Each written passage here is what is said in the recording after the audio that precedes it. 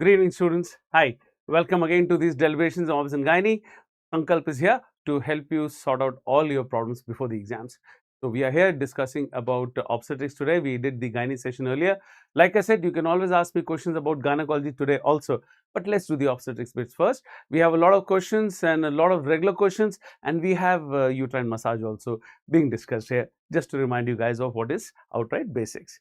Right. So, we are talking about the first question here. Which of the following drug is contraindicated in a pregnant woman who is suffering from asthma? Now, when we have a patient who is having, let's say, postpartum hemorrhage, we have drugs like methylargometrin, oxytocin, carboprost. So, that carboprost is PGF2 alpha.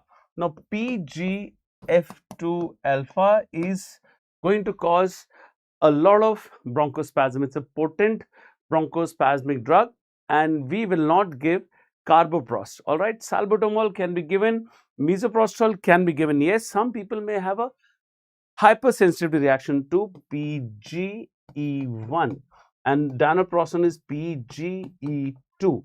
Look, any drug in the body can cause hypersensitivity reactions. So yes, there are a lot of times when my friend would say, sir, don't give misoprostol to patients who are having asthma. Look, there's no contraindication of giving misoprostol, which is PGE1, or danoprosten, which is PGE2 asthmatics. If a person is having a hypersensitivity to any of the drugs, those drugs are contraindicated that way. But bronchospasm, by the mode of action, then carboprost is the answer to this question. We should not be giving carboprost. So remember, asthma or significant pulmonary disease due to potential for acute bronchospasm, we will not give carboprost, PGF2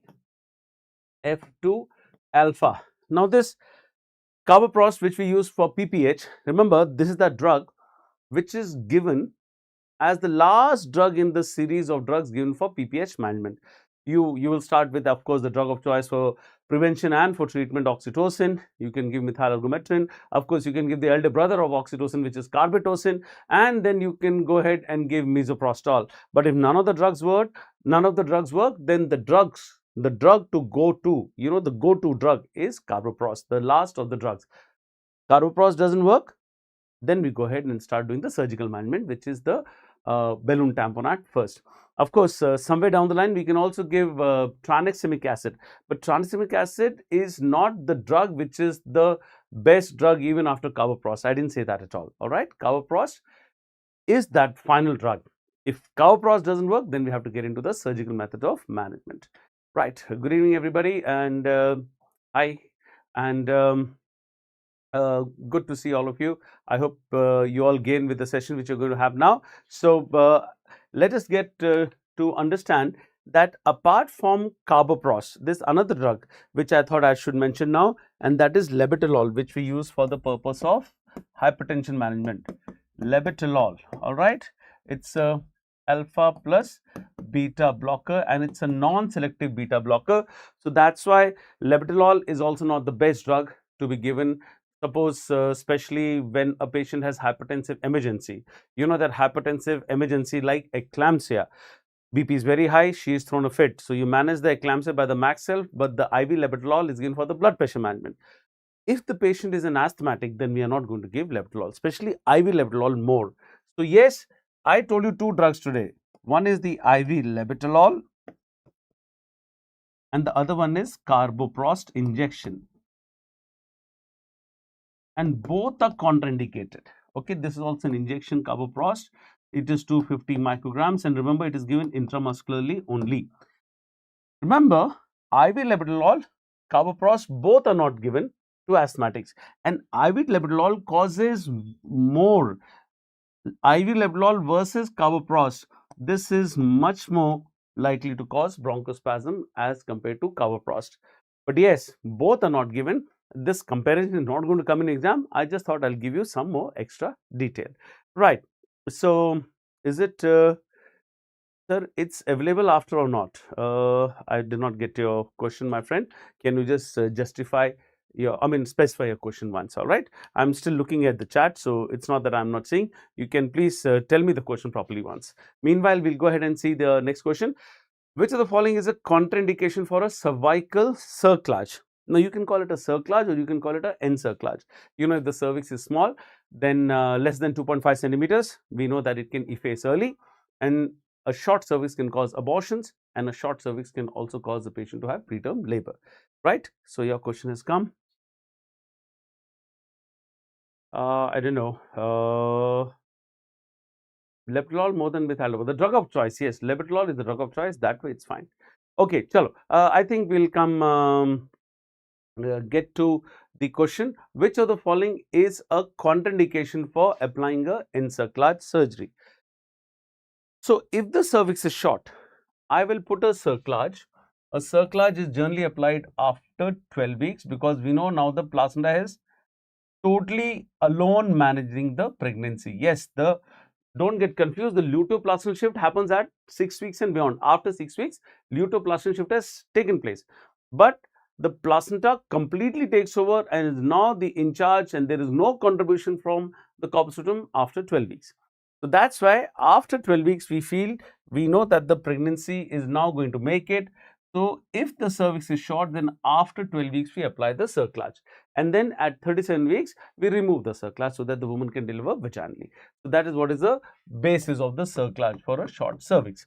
Now, why we cannot put a cerclage? If there is an advanced maternal age, that is obviously no contraindication. You can go ahead and put for a woman who is elderly gravida also.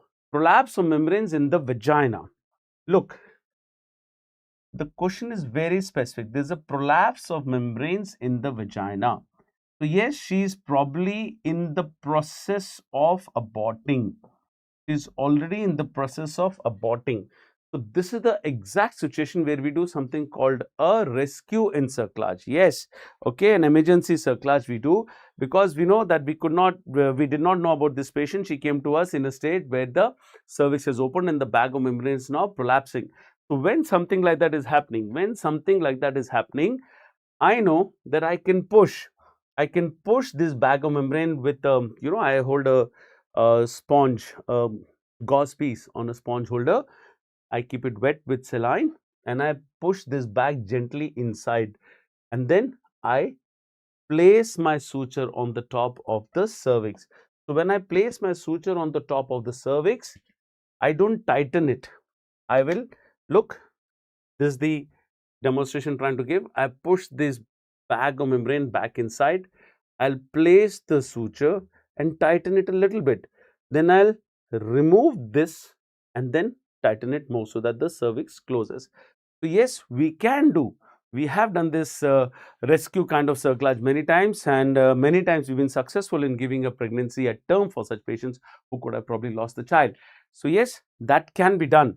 So, this is not a contraindication again. Fetal fibronectin is positive.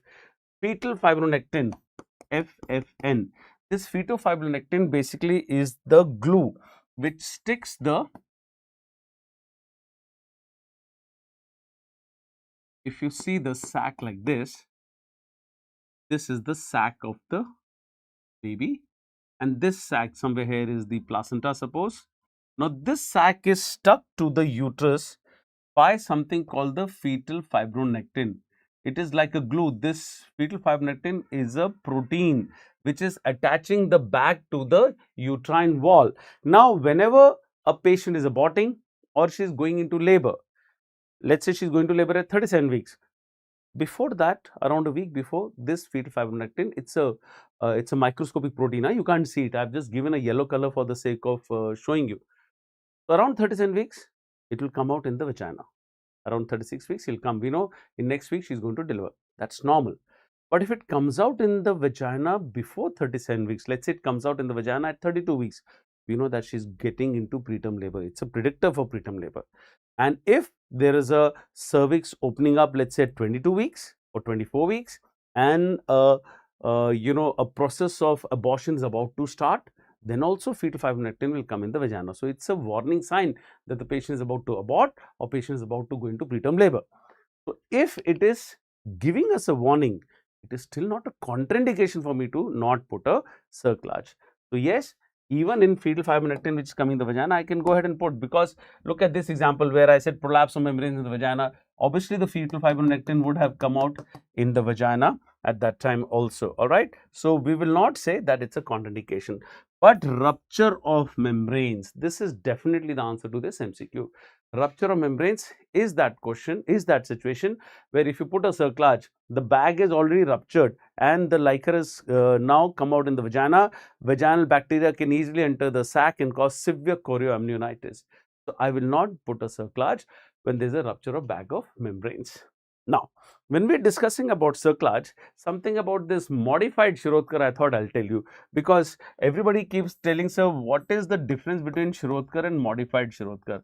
Look, when the cervix is very short, look at the cervix here. This cervix is so short that I don't have a place to put a suture. I'm showing you a woman, I'm showing you pelvis as a sagittal section from the right side. So if you look at this cervix here, you hardly have any cervix to place a stitch. It's a very short cervix. So that's why we say a Shirodkar cerclage. A Shirodkar cerclage is applied in a previously failed cerclage or a very short cervix or a mutilated cervix. Those are the conditions where we put a Shirodkar cerclage. Now, if you're putting a Shirodkar cerclage, where is the place to put the cerclage? There is no cervix. So, what you have to do, if you look at this next picture here, we are removing the vaginal attachment. Can you see this? This is the vaginal attachment here. I am removing the vaginal attachment. When I remove the vaginal attachment, it's basically, you know, the uterus and cervix, and this is how you have to do a surgery. You have to, the vaginal attachment here on the top and the back, we have to do a dissection and push the vagina up. So when I open the vagina anteriorly and posteriorly, then I can place a cerclage here and then I have to suture this back. So now can you see that when this woman is pregnant with a very short cervix, I can still put a cerclage, and that is the Shirodkar stitch. This Shirodkar stitch, you can see, is not visible from the vagina after the surgery. When the woman goes to term, how do I deliver this? There has to be only one method, and that is the cesarean section. So Shirodkar, we have to do cesarean section for the delivery. We cannot do a normal delivery because we cannot remove it, right? Now, that is the basic Shirodkar surgery. Now, Shirodkar has been modified by a lot of doctors. In fact, I also do my own personal modification of the Shirodkar surgery. Mind you, doing a Shirodkar during pregnancy, you know, dissection of the antevaginal wall, postervaginal wall in a congested cervix of a pregnant vagina, pregnant cervix, it's going to bleed a lot, all right? So, it requires a certain level of maturity for you to do this stitch. Now, when you're doing this stitch, you may somehow put the stitch, apply the stitch, but when she becomes term, full term, 40 weeks, it is even much more vascular uterus. Then you cannot even dream to do a dissection of this cervix, dissection of the vagina and reach the stitch and remove the stitch. You cannot even think of doing it. She'll bleed to her death, I'm telling you. So please, you cannot remove this stitch and you have to do a cesarean section. Now, that is the basic Shirodkar. But some of us, what we do, we take the stitch and leave it in the vagina. So you can remove the stitch even if the Shirodkar was done. So you have placed the stitch above the vagina, but you can remove it later.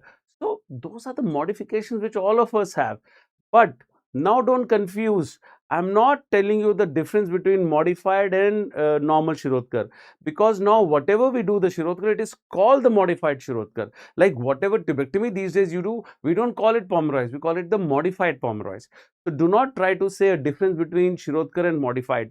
Somehow the exam question which came, I think in INICET, the students have recalled as there was some cerclage question and they said whether you do McDonald, you do Worms, you do Shirodkar, you do modified Shirodkar. So they were saying there were two choices, Shirodkar and modified Shirodkar.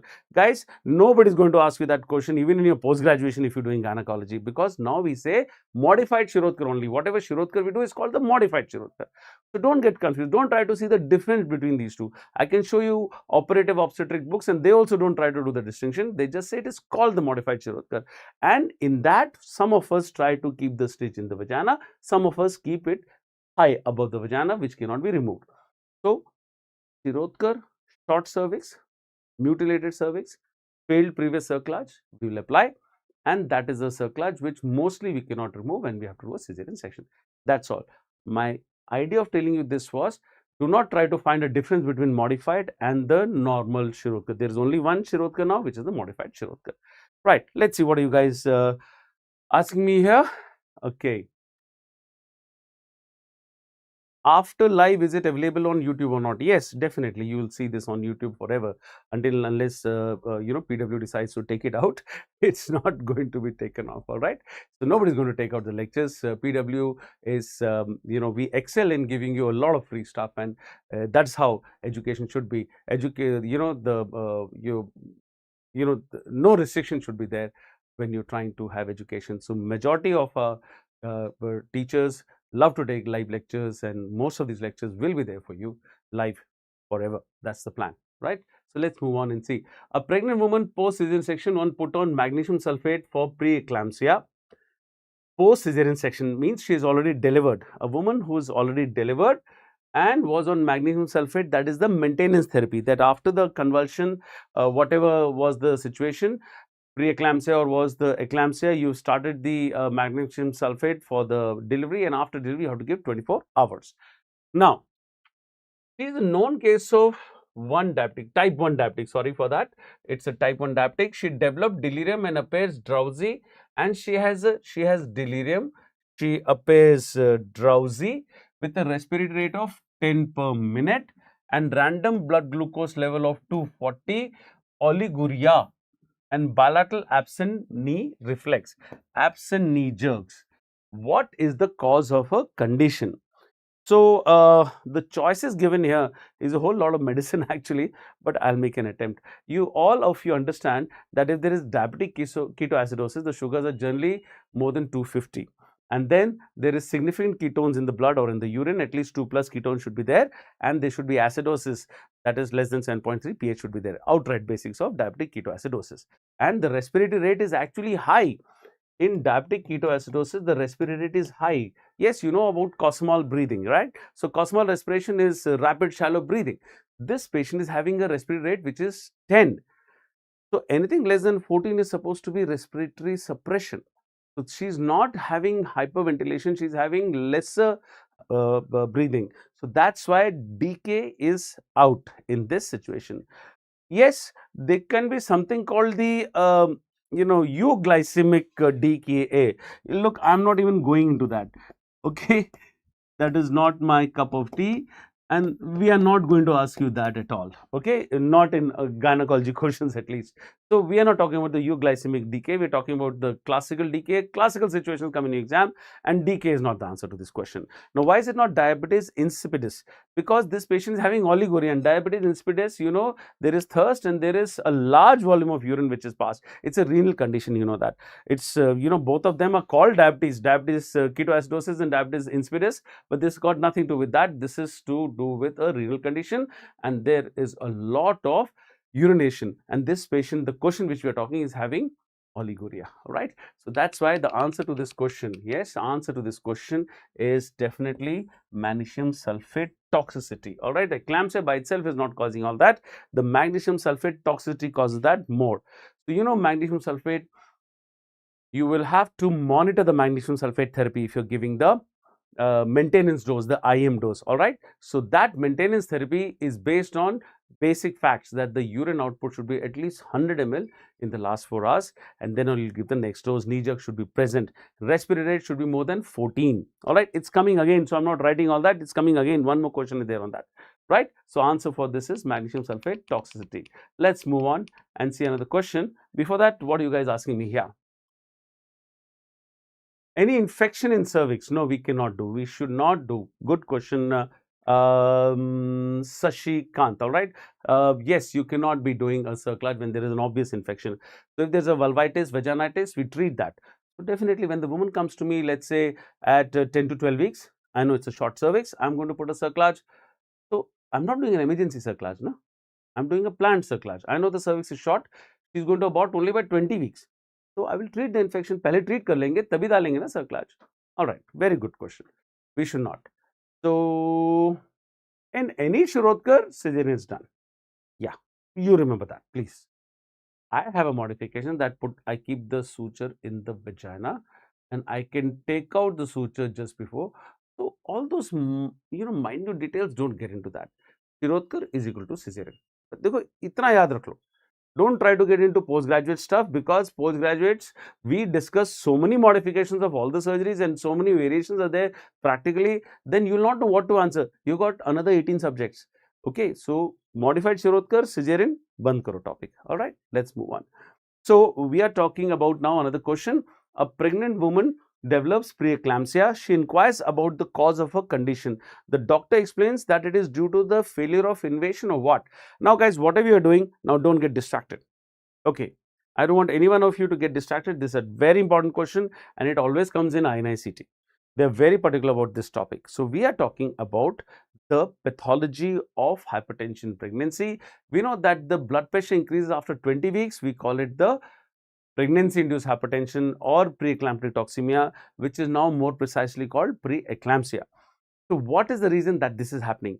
All of us should understand that when the blood vessels, the uterine artery here, this I'm showing you uterus like this. Suppose this bottle is the uterus. Okay, I'm showing you a cut section like this from the top.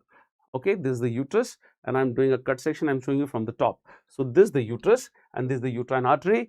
So there is these arcuate arteries and then there are these radial, these are the arcuate, these are the radial, then these are the basilar arteries, and now these are the spiral arteries. These are the spiral arteries.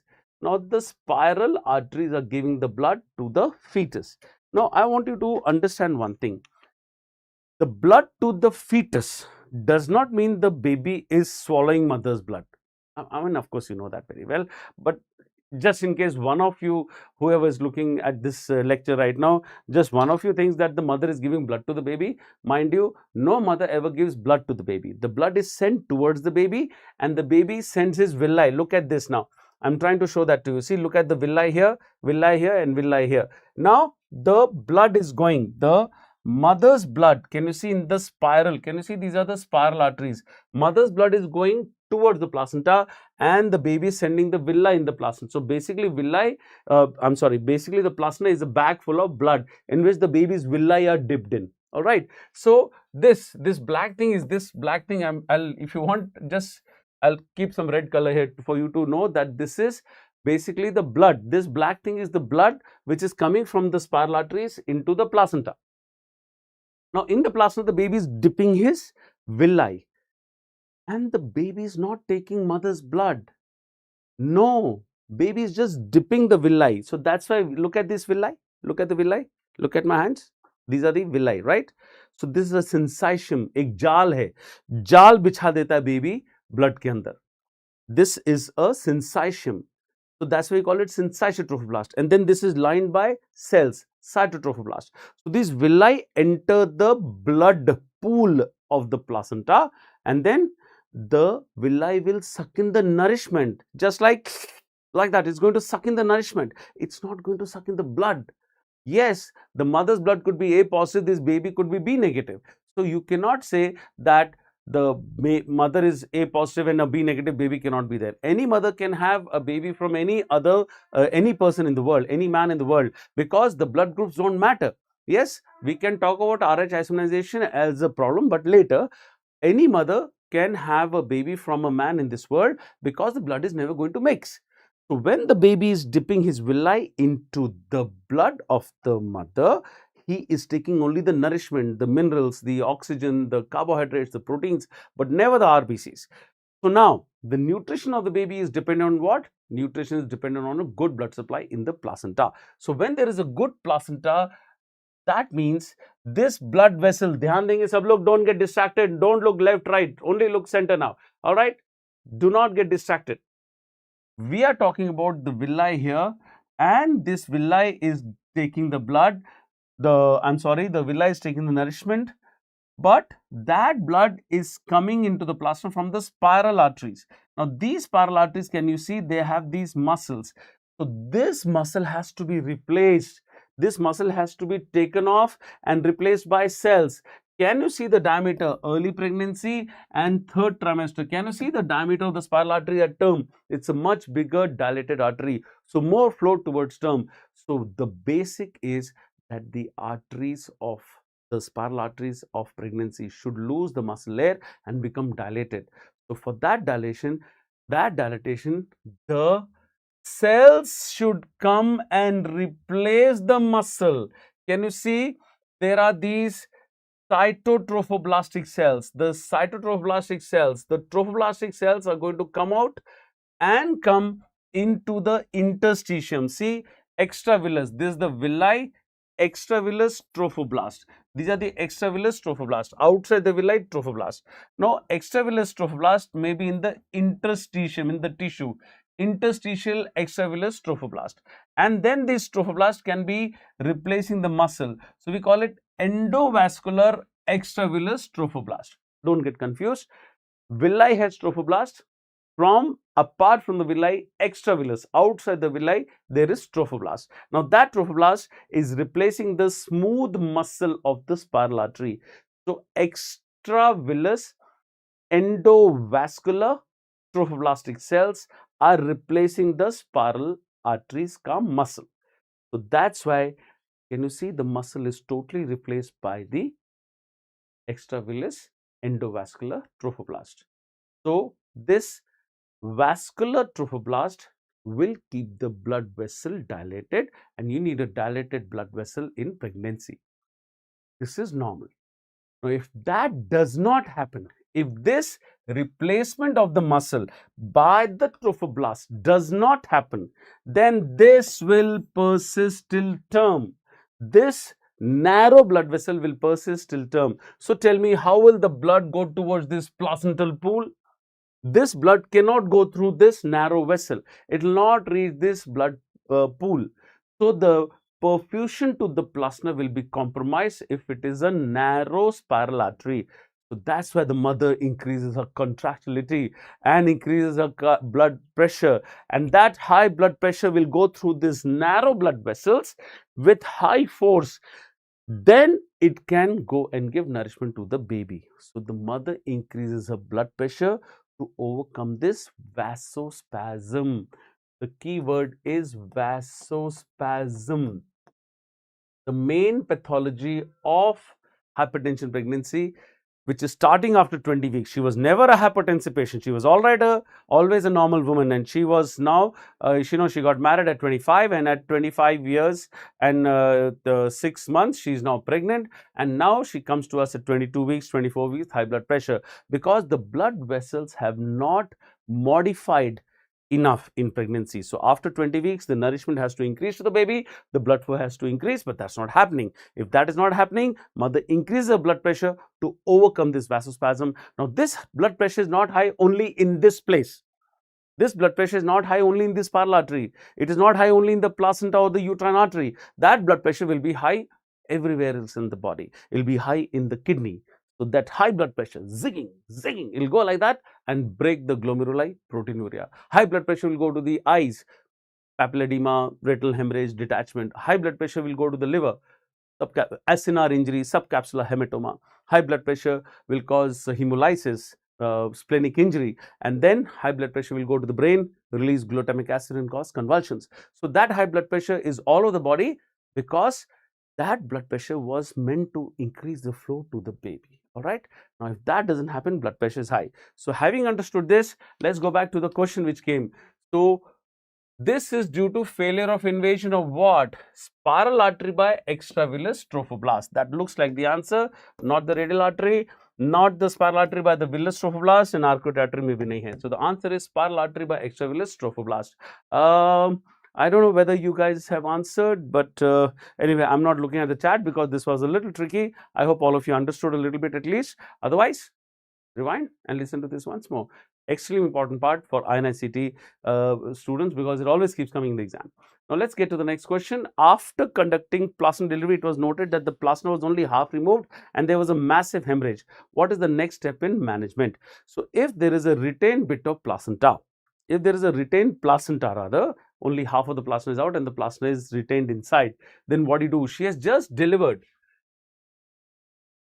She's just delivered.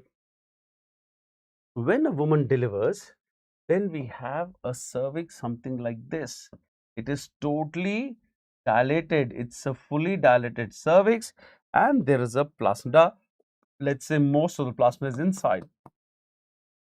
So just now a baby has come out of this big cervix, dilated cervix. So take this woman to the operation theatre, and in the operation theatre, put your hand inside, and with the ulnar border, you will remove this placenta and take it out with your hand. So that's why we say you will do, what is that? Is it here? Start oxytocin infusion and wait for spontaneous expulsion? Not at all, because if part of the placenta stayed inside, it will be bleeding like crazy.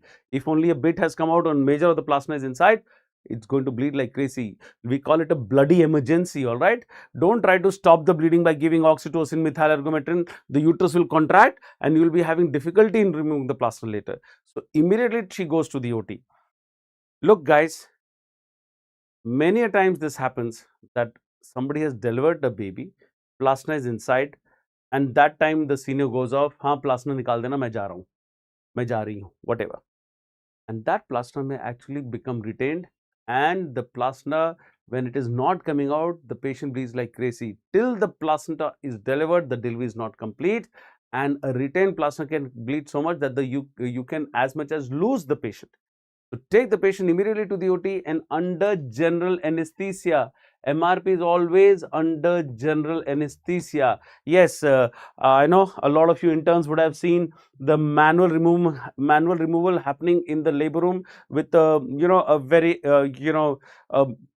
very enterprising doctor who would have told two interns to hold the hands and the legs, and this doctor will put his or her hand inside and take out the plasma while the patient is fully conscious. That's an extremely painful procedure.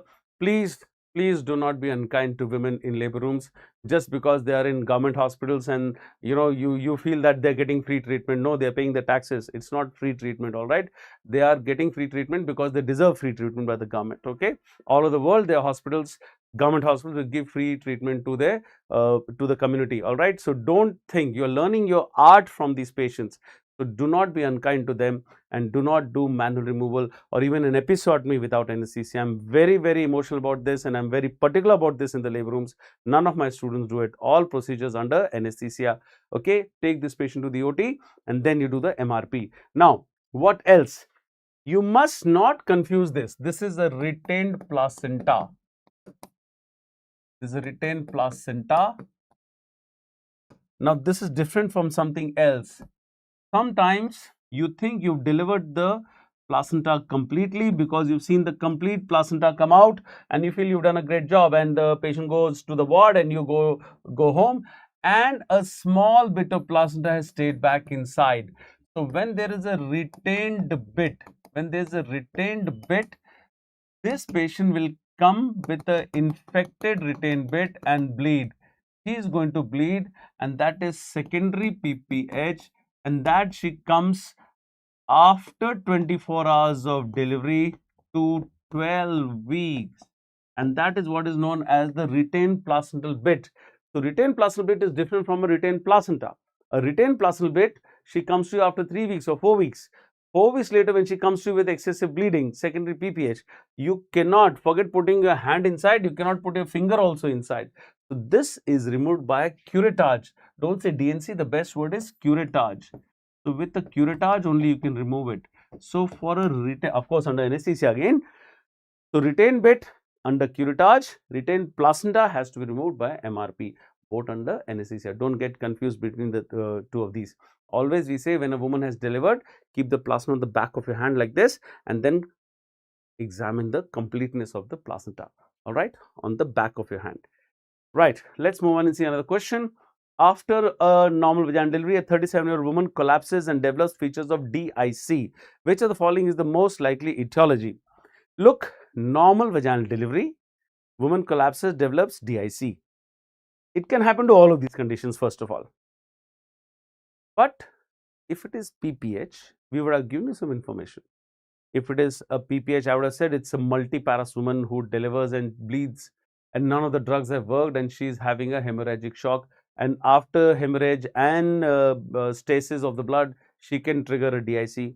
Can happen, but this is very, very typical of something called amniotic fluid embolism.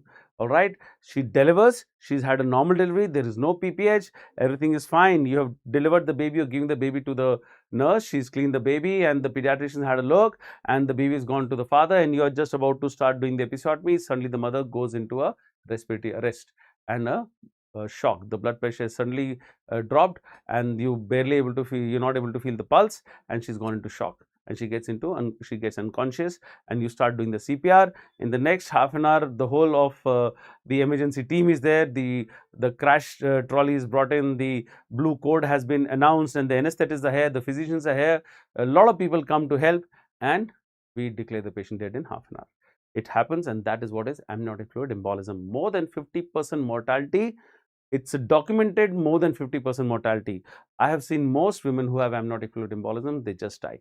So if a woman has PPH and dies, then you know the cause at least. But this is something which is extremely frustrating for any obstetrician, amniotic fluid embolism. All right. So postpartum hemorrhage, you'll have more history. Peripartum cardiomyopathy, again you'll have more history. Dilated cardiomyopathy is the most common type, and she'll have history of some dyspnea. You'll have some predisposing, you'll have some before delivery events which would have told you to, be careful of this woman. So peripartum cardiomyopathy presenting for the first time after delivery, and you did not see, still doesn't present like that. You will get a patient who is getting breathless, and you'll have time. When a patient is amniotic fluid embolism, you do whatever. It is such a drastic, catastrophic chain of events that you cannot do anything. The amniotic fluid gets into the circulation, triggers the tissue factor, she goes into DIC. Then the fetal squams, the tissues, the skin cells, they also get into the circulation. They also release the cytokines which are going to cause this hypersensitivity anaphylactoid reaction. This is an anaphylactoid reaction. All right. Rupture the uterus, again more history is required. She was in a prolonged labor, she's a multigravida, and she suddenly collapses and goes into shock. More history is required. This is definitely amniotic fluid embolism. The risk factors for amniotic fluid embolism are the multiparity, advanced age of the patient, placenta previa, abruption, preeclamptic toxemia and eclampsia, and twin gestation. Also, it can happen because of cesarean delivery more than normal vaginal delivery. Look, don't think that cesarean is the answer to all the troubles in obstetrics. Cesarean has become so common that people keep forgetting that cesareans will have much more complications compared to a normal delivery. So yes, cesarean is a good, safe surgery now. I agree. Thank God we have a cesarean. Thank God we are well trained in cesareans. We have an option, but that's not the only option of delivery. I think by the next 4-5 years, people will forget that deliveries used to happen from the vagina. They'll think that deliveries only happen by cesareans. The number of cesareans which are happening in the cities at least. All right.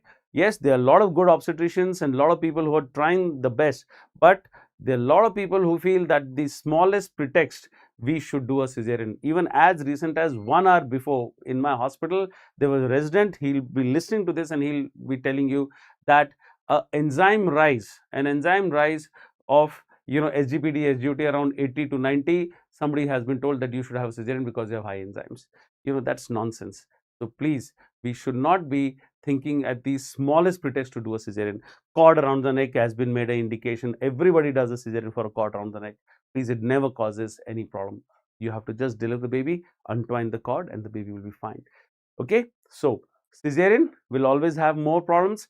Induced labor will have more problems versus normal delivery, and trauma to the cervix, to the vagina, all of these traumas to the uterus, all of these will have, just like cesarean is also trauma, they'll have more chances.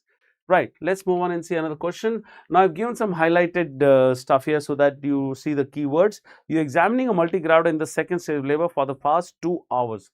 Second stage for 2 hours is already prolonged second stage in a multigravida. Multigravida, the second stage is not more than 1 hour. Now, it is 2 hours, means it is already prolonged. On examination, the contractions are adequate. The cervix is dilated with the head at the station 0, molding 2+ and caput 2+.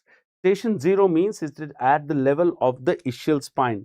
What is the station? The lowest bony part.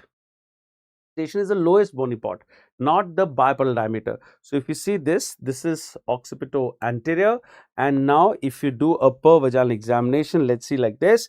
So this is 0 station. Can you see the ischial spine? And this is 0 station. Okay.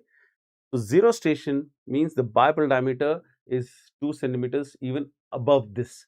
The Bible diameter will be at -2. So the station, if it is 0, that means the occiput of the vertex presenting part, the occiput is at 0 station. When the occiput is at 0 station, that means we are not sure of the delivery. Remember, +2 and below. When the station is +2 and below, that's the indication. See, when the station is a little lower than the ischial spine, that is +2. Because when there is +2, when there is +2 station, I hope all of you are being attentive and you're not getting distracted, guys. When the station, when the vertex, the occiput is at +2, then the biparietal diameter, the broadest part of the baby, is going through the narrowest part of the pelvis. So +2 and below, the chance of delivery is extremely good. We know now this woman is going to deliver. That's why forceps and vacuum in modern obstetrics are +2 and below. Above this, low mid forceps and low mid forceps. Low mid and mid forceps are not given. Low forceps is +2 and outlet forceps is 3, 4, 5. So we will not do anything more than low forceps and outlet forceps in the modern obstetrics, because it's better to do a safe cesarean than a complicated forceps. So that is the basics, quick revision I gave you. Now, on examination, the station is 0 with molding 2+ and caput 2+. Caput means the baby has been having a long, the baby's been hanging in the pelvis for a long time because the second stage is prolonged and there is a lot of edema, caput. And molding, these bones, these skull bones are now touching each other, grade 1, and they are now overlapping. Overlapping in reducible is grade 2, but overlapping is also telling us that the head is trying its best to mold. The head is trying its best to mold and somehow go through the pelvis, but is not going through for 2 hours. So she is in second stage for 2 hours. The station is 0 and molding is 2+. The sagittal suture is in the right occipitotransverse position. Right occipitotransverse, that's not the major problem right now, whether it's occipitoposterior or occipitoanterior, occipitotransverse. It's been here for a long time, and from occipitotransverse, it should be rotating and becoming occipitoanterior. So if it is occipitotransverse and it is not straightening up for 2 hours, you may think of manually rotating it. But the station is very high. You cannot rotate it, especially when the molding is already 2+. So if it is right occipitotransverse, the fetal heart rate is 140 per minute. What is the best way to manage this? So yes, wait for an hour to do the spontaneous labor, not at all. Vacuum cannot be put because +2 will put. Lower segment cesarean section looks like the answer. Mid pelvic forceps is not done. Alright, so thank God there is no option of trying a rotation, because it will be extremely complicated to rotate when there is +2 molding and the station is very high. So I will not be saying even rotation. If it was given in the option, I would have still said a cesarean section. So that's the option of this patient, to do a cesarean section. Right, guys, let's go and see the next one. A primary gravidae presented at 40 weeks of gestation with lower abdominal pain. She has been in labor for the last 3 hours. Which of the following will determine she's in active labor? All right, fine. That's a very simple question. What determines that she's in labor for the, she's having pain? What tells us that she's in active labor? So we know that till 3 centimeters, it is the latent phase of labor. 4 and more is active phase of labor. All right. Yes, 4 and more is active phase of labor. Let's not get confused. I know that WHO recommendations have come in 2021 and labor care guide is there, and it says 5 and more is active labor. In fact, American College has been saying that active labor is 6 centimeters for a very long time. You can read your Williams Obstetrics, it's written 6 centimeters. Please, we will follow what is done in our country, and Health Ministry has not given us any directions to change.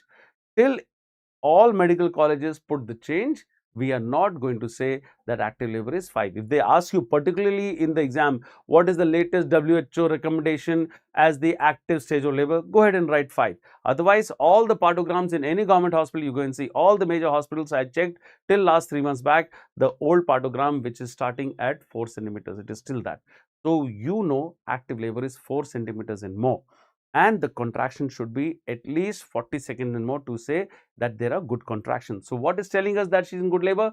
Fetal head is 5/5 palpable on abdominal examination. Now that is not engaged even. You know that the head is in 5. We have the head divided into 5 parts by 4 lines, and if the head gets into the pelvis, one part, it is not yet engaged. If it goes 2 parts, not yet engaged. But if 3 parts of the head goes inside, then we say the head is engaged, and 2 parts out of 5 are out, we say the head is engaged. Now this line is that 5 by 5, all the parts of the head are felt per abdomen. So is that engaged? Obviously that's not engaged. 2 contractions lasting for 10 seconds in 10 minutes. That's nonsense. All right. We should have at least 3 good contractions, each lasting more than 40 seconds. So that is also not active labor. Rupture of membranes is no criteria for saying active labor, because rupture of membranes can even happen with premature rupture of membranes. All right. So none of these are the answers. So more than 5 centimeters cervical dilatation will complete effacement. Yes. So 5 centimeters means she's gone into active labor. 4 and more is active labor. She's already 5. So definitely she's 5 centimeters. She's in active labor. So answer is D. So yes, I was just trying to remind you about the active labor. This is the WHO Partogram, the modified WHO Partogram, which is still the one which is used in all the labor rooms. There is a lot of talk about the labor care guide and whether we are going to use it. Some hospitals, the private hospitals are using. Some medical college also, they are talking about this. Yes, we know about what are the latest recommendations. It is discussed in post-graduation.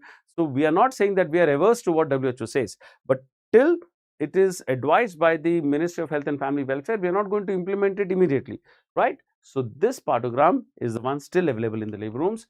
So a magnified vision, you can see that it still starts, the alert line starts at 4 centimeters. And how many hours later is the alert action line? So from the alert line, 1 hour, 2 hour, 3 hour and 4 hour.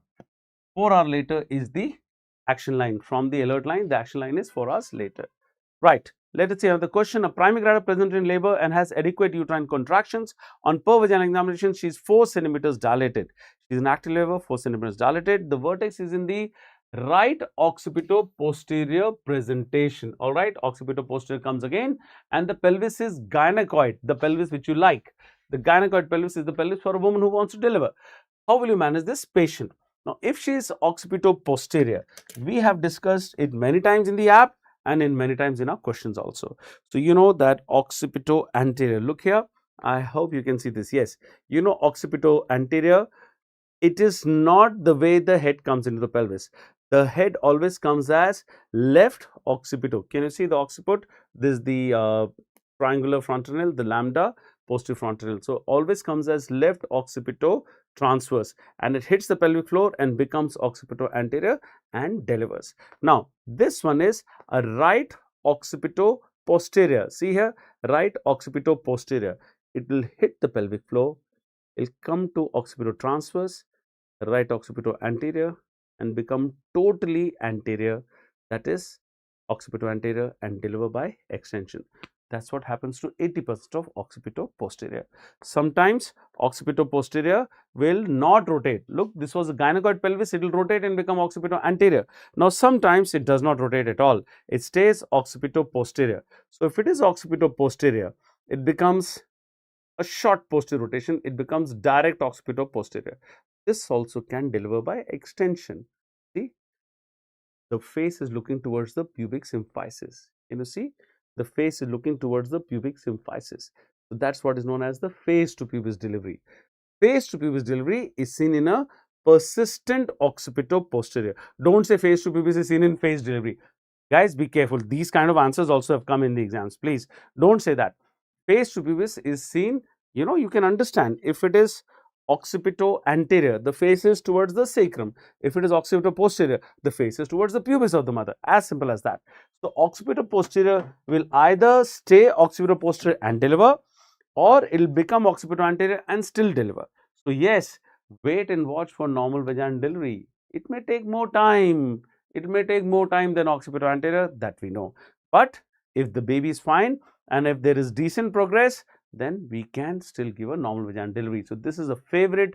Earlier there used to be an AIMS paper, a JIPMER paper and PGI paper separately. And AIMS guys love to ask this question, occipitoposterior, what do you do? Wait and watch. This has been asked many times. Arrange for a cesarean section, you're always arranged for a cesarean section. You're in a labor room, in a tertiary care setup, cesarean section can be done. Within 5 minutes, the patient can be in the OT and the patient will have anesthesia in next 5 minutes. Within 10 minutes, you can start a cesarean even if there's emergency. So that is already there, but we know that she'll deliver normally. So vacuum assisted delivery after 6 centimeters dilated not required. Forced delivery not required. She will deliver vaginally. All right. Normally she'll deliver without all of this. So you guys are answering questions. Yes, that's good. And how many of you said A? How many of you said A? Many of you said A. So good. Occipitoposterior delivers. Okay. Occipitoposterior is your only question apart from occipito-anterior which comes in discussion in exams. Most exams they want to ask you occipito-posterior. The most common position of vertex is left occipito-transverse. Next one is left occipito-anterior. Now, most common malposition, not malpresentation, most common malposition is occipito-posterior. That too, right occipito-posterior. So you know that. That's why this keeps coming in the exam, and occipito-posterior delivers. Right, enough. I've been a little repetitive regarding this because this is a very close to my heart kind of a question, and a lot of you have understood this, but what the hell, once more we did that. Okay, let's move on and see another one. Grado 2 para 1 live 1 patient has a classical cesarean section in the previous pregnancy and she's currently at 37 weeks of gestation. Now, classical cesarean section, if a patient had, the uterus has an incision in the upper segment. Yes, you know that the upper segment in labor will contract and the lower segment will relax. This part of the uterus contracts and this part of the uterus relaxes. You know, this part, the lower segment, this is the lower segment, this will relax. So suppose you've done an incision in the lower segment like this, incision in the lower segment. Next time you can make her deliver vaginally. Trial of labor after cesarean, we can give TOLAC, trial of labor after cesarean. We also call it VBAC, vaginal birth after cesarean. All of this can be given for a lower segment cesarean. But suppose you made a classical incision for whatever reason, bladder fibrosis tha, you could not access the lower segment, or there was a previous vesicovaginal fistula, or there was let's say a tumor in the lower segment, whatever reason you did a classical cesarean. So now there is an incision in the upper segment, and when the uterus goes into labor in the next pregnancy, she's going to rupture the uterus. 8 to 10% chance hota hai. That's why we will do a cesarean section next time. So when are you going to do it? She's in breech presentation, her pelvis is adequate for the size of baby. What's the next step? So breech mein to वैसे you guys are going to say cesarean, which is wrong. Okay, breech mein we can give normal vaginal delivery. Don't say breech is equal to cesarean section. Yes, a lot of hospitals do that. It is practiced in many hospitals. But the same hospitals, when you go as a MD student for an exam, or even as an MBBS student, the examiners come. They'll ask you tell the breech vaginal delivery procedures. Breech vaginal delivery procedures are asked. We have a question about Bern-Marshall technique even this paper today. Last MCA exam also the Bern-Marshall technique came. Love set keeps coming in the exams of NEET. So why are they asking you those? Because we don't do breech vaginal delivery?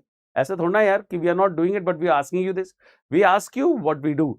We don't do destructive surgeries now. So destructive surgeries are not coming in any exams. Breech is done vaginally. At least the teacher want to do it vaginally. But yeah, there is a lot of tendency of going ahead and doing a cesarean in practice.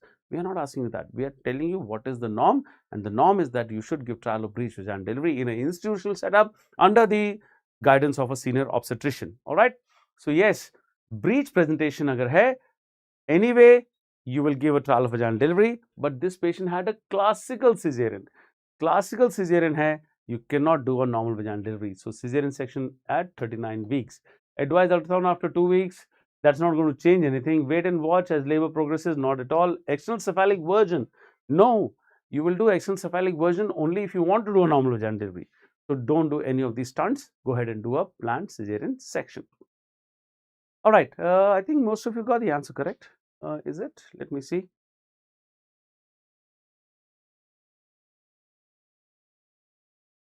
I'm not able to. Yes. Now move on. Let's see the next question.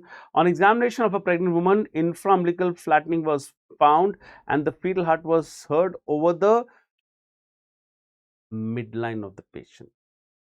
I should have read this properly. Guys, थोड़ा सा गलती हो गया यहाँ पे. If those who are seeing it live, anyway, no problem. If you've seen this question paper before, I think the app students would have seen. Apologies. Those who are seeing it live, I'm correcting it right in front of you. The fetal heart sounds were heard in the midline. Yes, I'm so sorry for this. Yes, Please take your time to read this question again. Those who read it in the app, because the paper was released on the PW app in the morning. So those who are seeing it live anyway, you know what to read. So there was infraumbilical flattening in a pregnant woman, and the fetal heart rate was heard in the midline. Okay, in the midline. So what could be the fetal presentation or position? So yes, all of us understand that when a woman is having a fetus in the regular left occipital transverse position, so the back of the baby is like this and the head of the baby is here, and there is a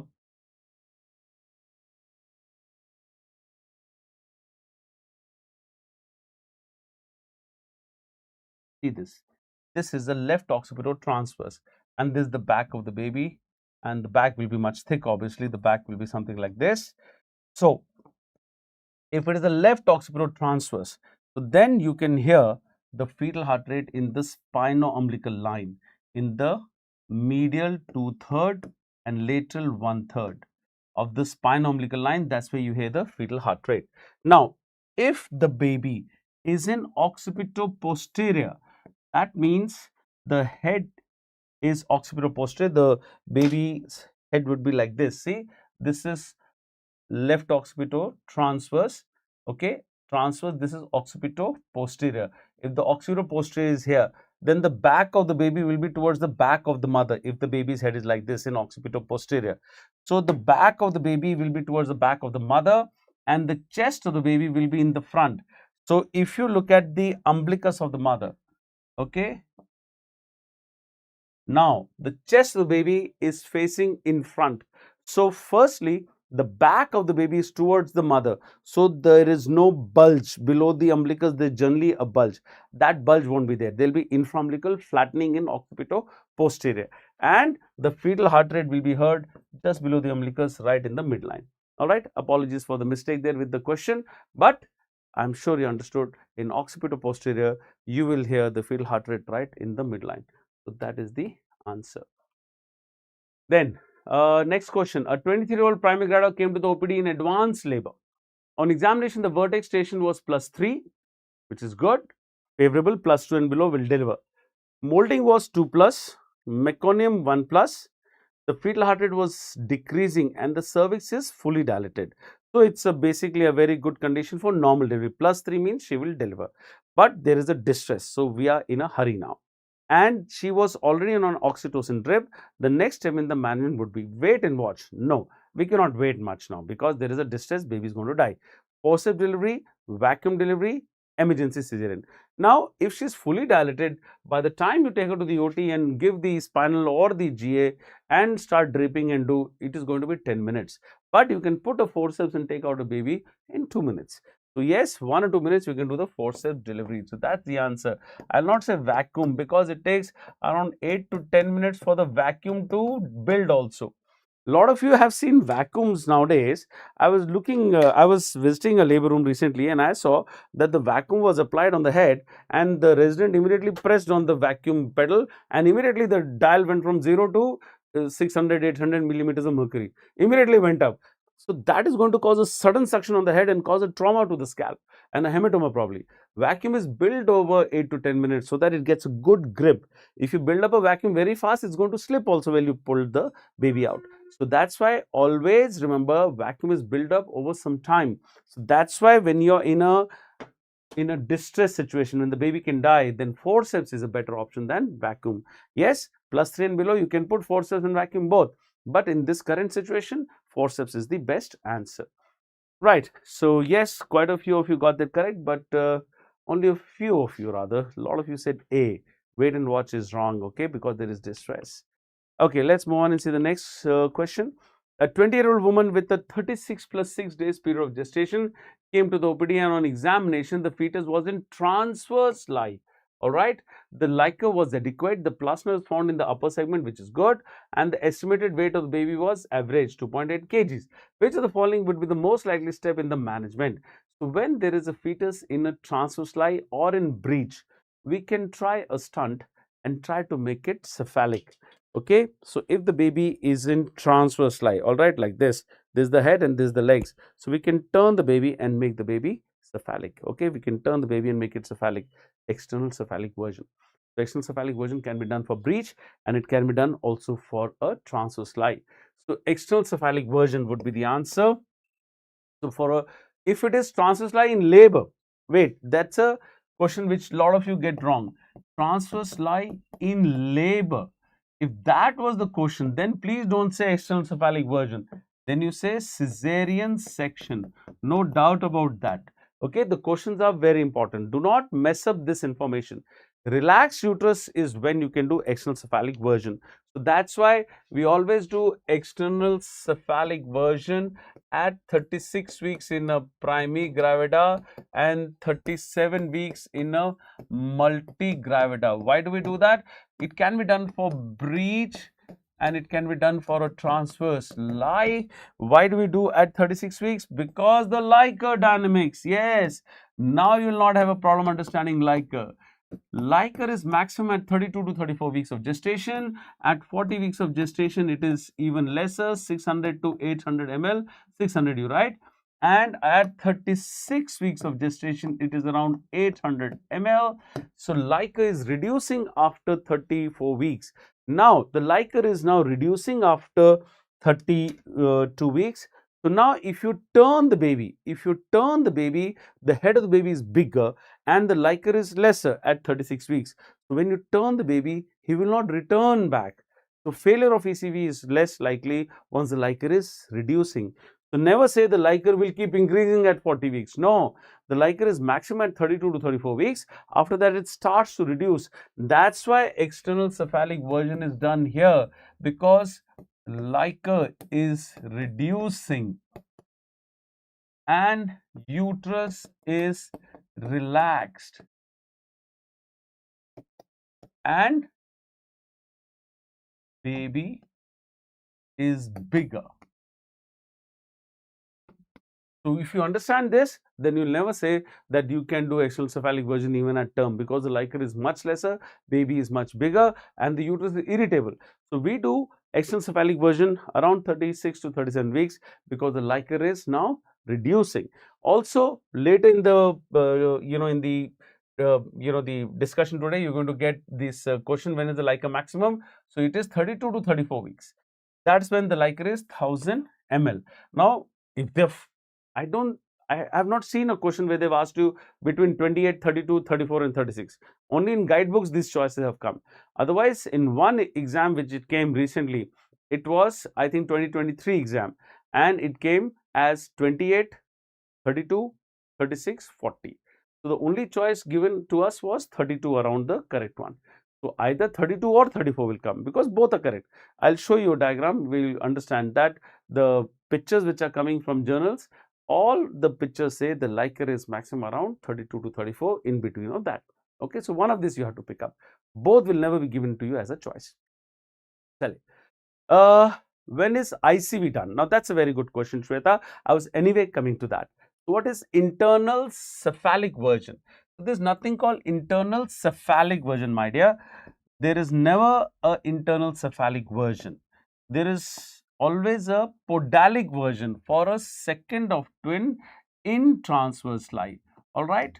So if you see a baby which has delivered, suppose they were twin gestation, first baby has come out, first baby was cephalic.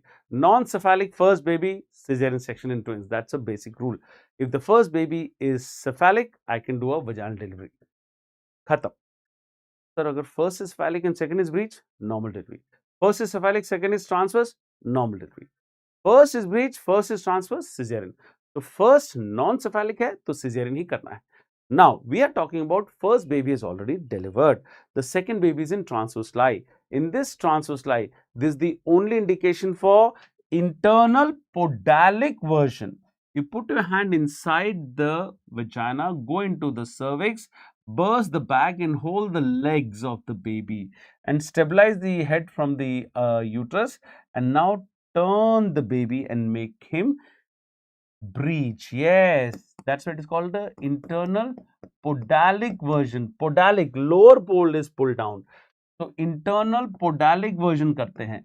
So now we have the legs in a hand. We have the legs in a hand. Oh, I made it looks like the breech here. Right. So let me get that correct. So we have the legs in our hand. So you hold the legs and pull the baby out. All right. The two legs are hanging out like this. So we have a 3-finger grip. So go inside, get this 3-finger grip, turn the baby like this and pull the baby out. So that is an internal podalic version. We cannot do internal cephalic version. You cannot hold the head. Imagine, the head is big. You go and try to hold the head. You will go and hold the head and you will be like this. You'll try to pull the head like that. We'll try to pull the head like this. You will not get a grip. Okay, so trying to go and hold the head like this, you're going to injure the head also. So that's why it's always internal podalic version, and then you deliver as a breech. So it is followed by a breech extraction. All right, it is followed by a breech extraction. So yes, only indication of IPV, second uterine transverse line. Only indication of a breech extraction following a IPV in second uterine transverse line. Otherwise, we don't do breech extractions. Whatever breech I've taught you, wherever you've seen the PW app, I've always taught you that breech vaginal delivery is done assisted breech vaginal delivery. We don't do breech extraction. We don't do spontaneous vaginal delivery also.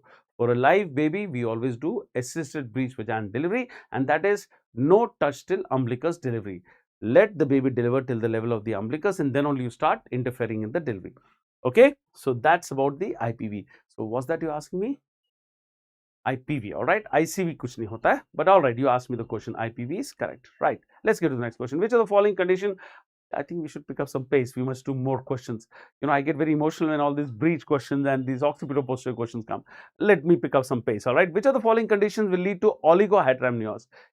Like it is made by the fetal kidney. The major contribution is the fetal kidney. Of course, the surface of the body is also making some contribution, but major is from the fetal kidney after 20 weeks. So, renal agenesis is the answer. Simple question. Let's move on. Cardiac abnormalities is not associated here. Tracheoesophageal fistula, they'll be increased because the baby is not swallowing much here, and ureteral stricture will be also having a problem of oligoamnios, but renal agenesis is the better answer. Ureteral stricture may have a problem, but urine output is always there in that. Okay, ureteral stricture will have a backflow and cause a hydronephrosis and all those degrees of hydronephrosis, but this depends on the degree. But if there is renal agenesis between these two, I'll go for renal agenesis. Next, what would be the obstetric score of a second-time pregnant woman who has delivered a healthy full-term twins in her first pregnancy? This was an INICET question a couple of years back.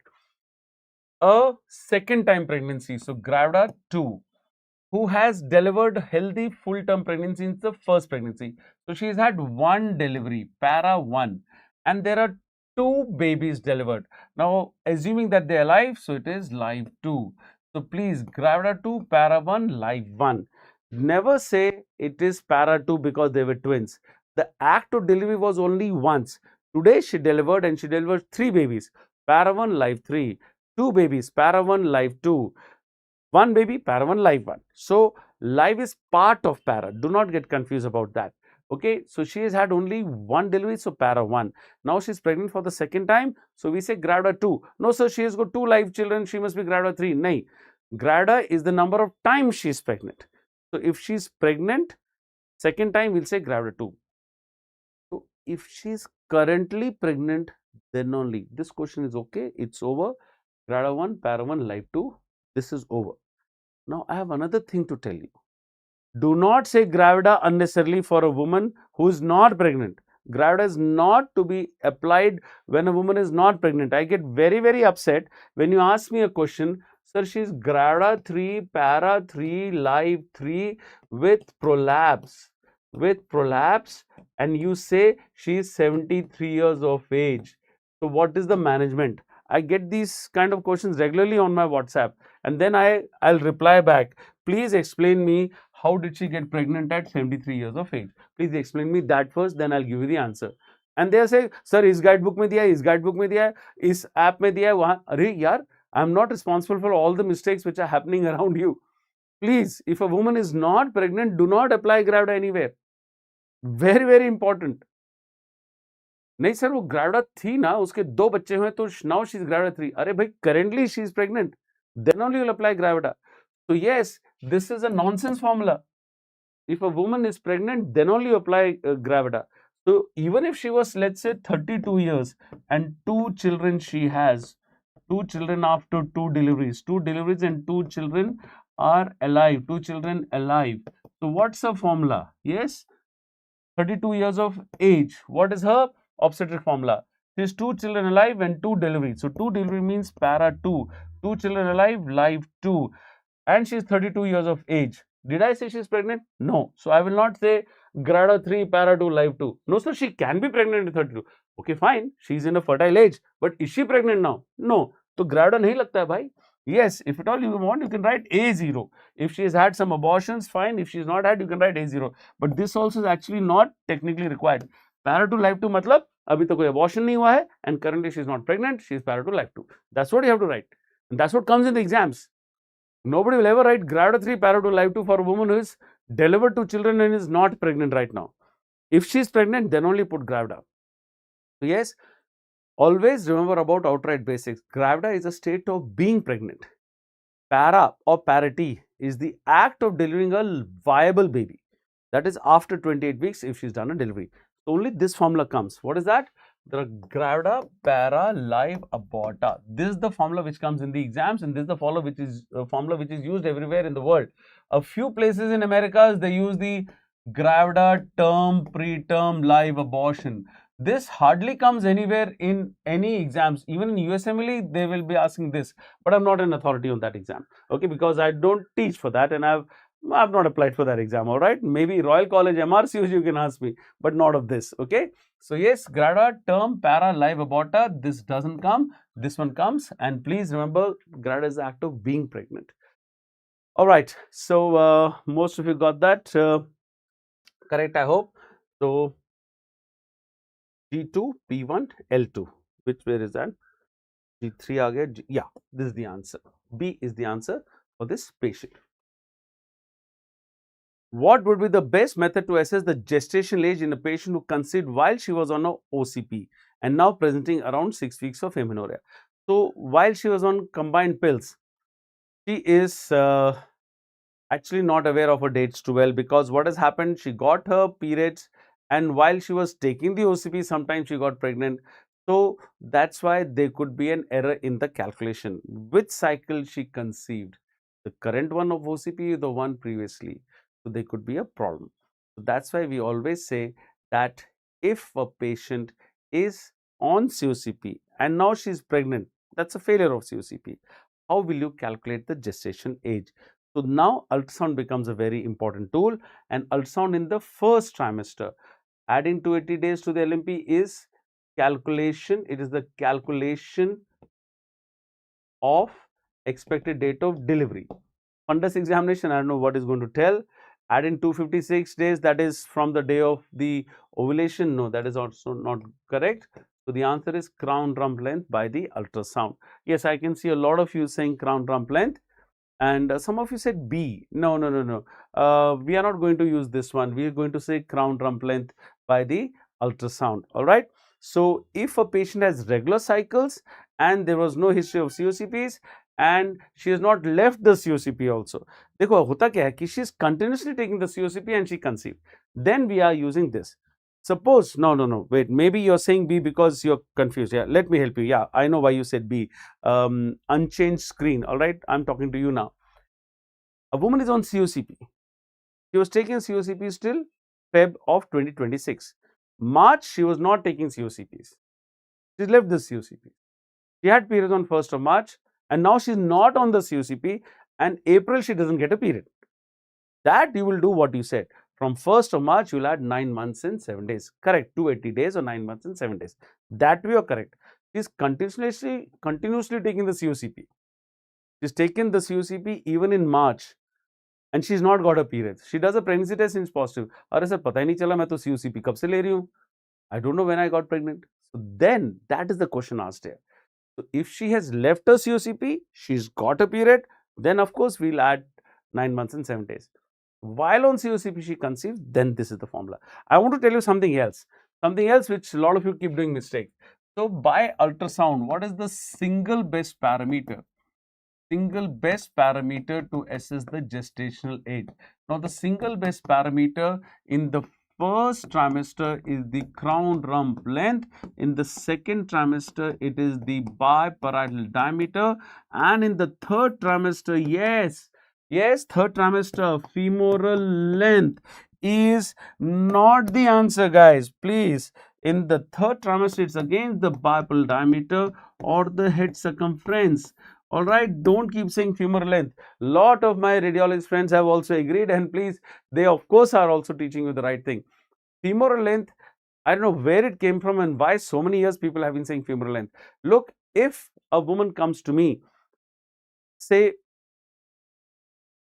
around 7 months of pregnancy, she is a village woman, she is pregnant for the third time, and she doesn't know when she got pregnant. She's not having any idea of her cycles also.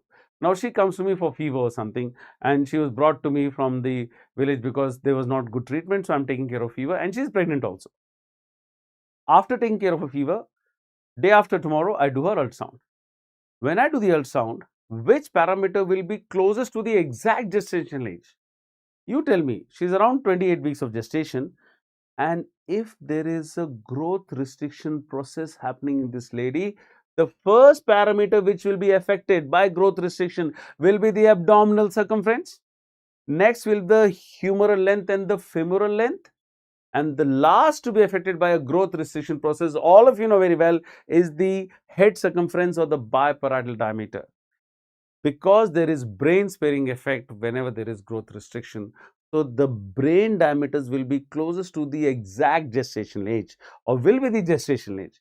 Whereas if you use abdominal circumference or femur length and humeral length, those parameters will be affected by growth restriction first.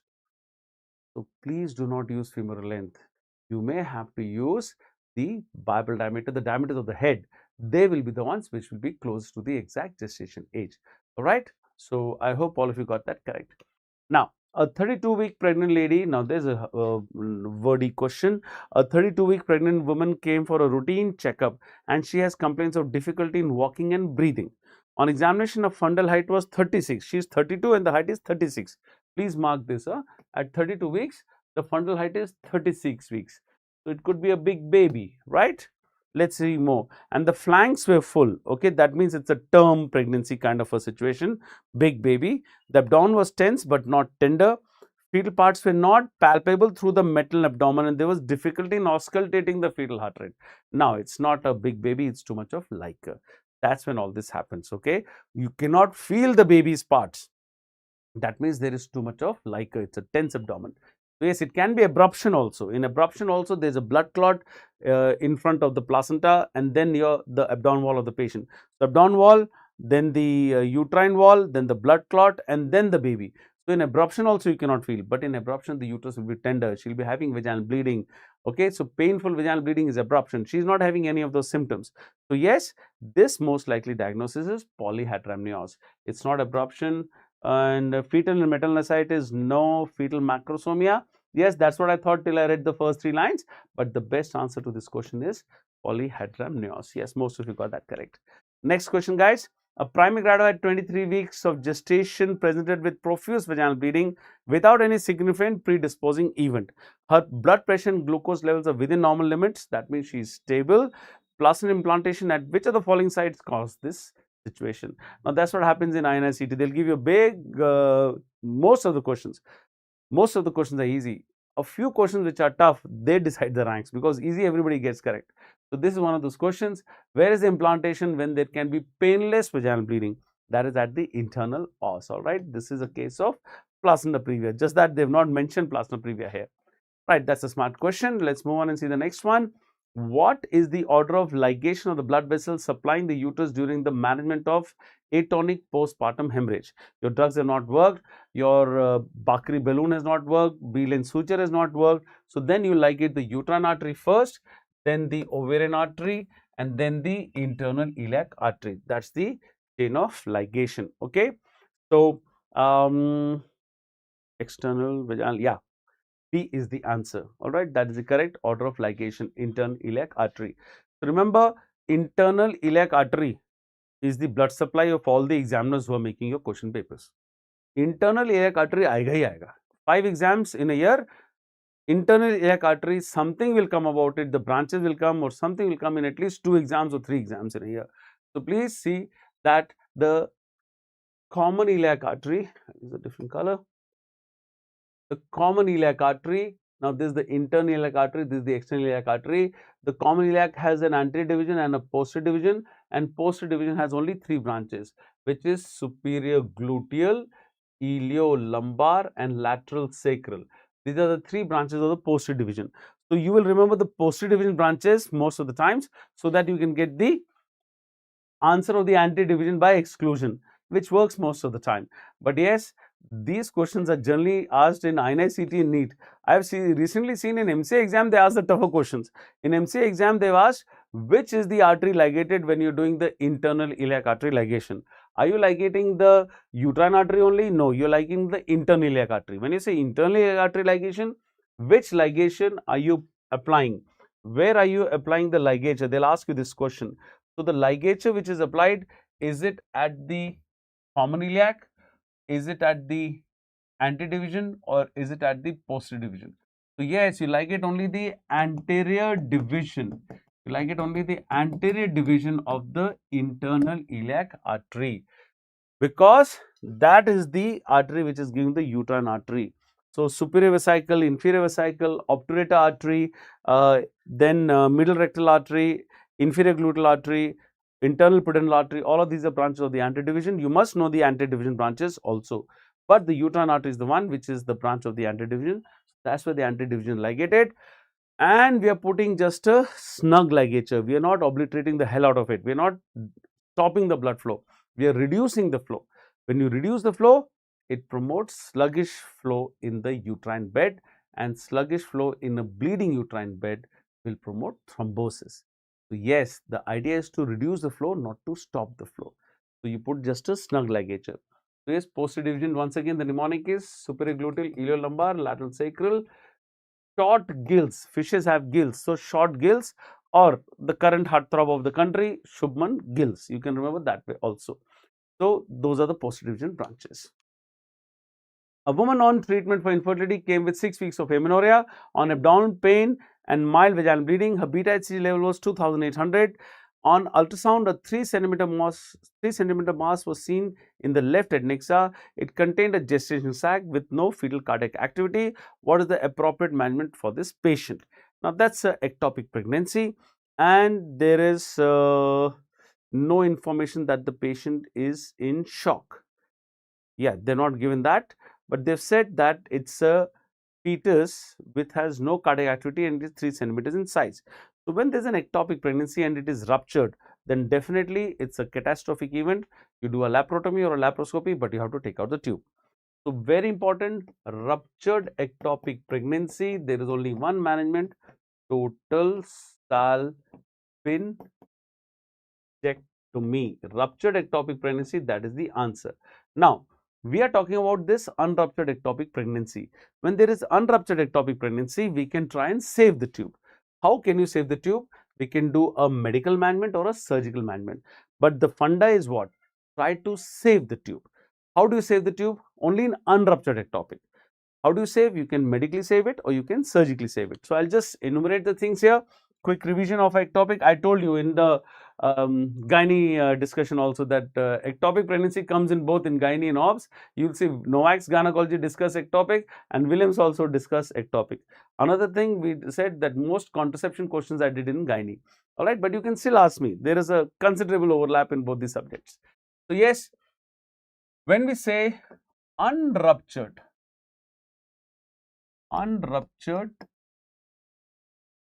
ectopic pregnancy, we can do medical management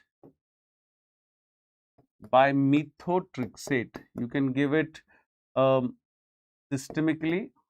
All right, let's not write so many things here. Let's just write that you can give it intramuscular, you can give it intravenously, you can give it into the sac. I can put a needle by ultrasound guidance, go and put the methotrexate directly into the sac. Or you can do it surgical management also. The surgical management is the linear salpingostomy. A linear salpingostomy is done. What is the linear salpingostomy? If you see, this is the uterus and this is the fallopian tube, and this knuckle of my finger is the ectopic pregnancy. So linear, a lengthwise. I can make a lengthwise incision like this, open this tube, and the products will pop out, and you have to just cauterize the edges and come out. So mostly we do it laparoscopically, a linear salpingostomy. Yes, you can also do a resection and anastomosis. But that's not the best answer. The best answer is linear salpingostomy in surgical options. Now, how do you decide to do medical and surgical? Which one do you do? So, unruptured ectopic pregnancy, basically you're trying to save the tube, because ectopic pregnancy happens to what kind of people? Young women. And young women, if they want to have children, you want to save the tube. So, if she has 2 or 3 children, then you go ahead and take out all the tubes, you do salpingectomy, that's a different thing.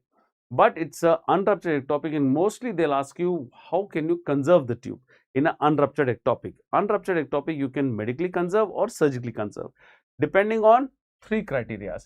The size of the gestation sac should be less than 4 centimeters.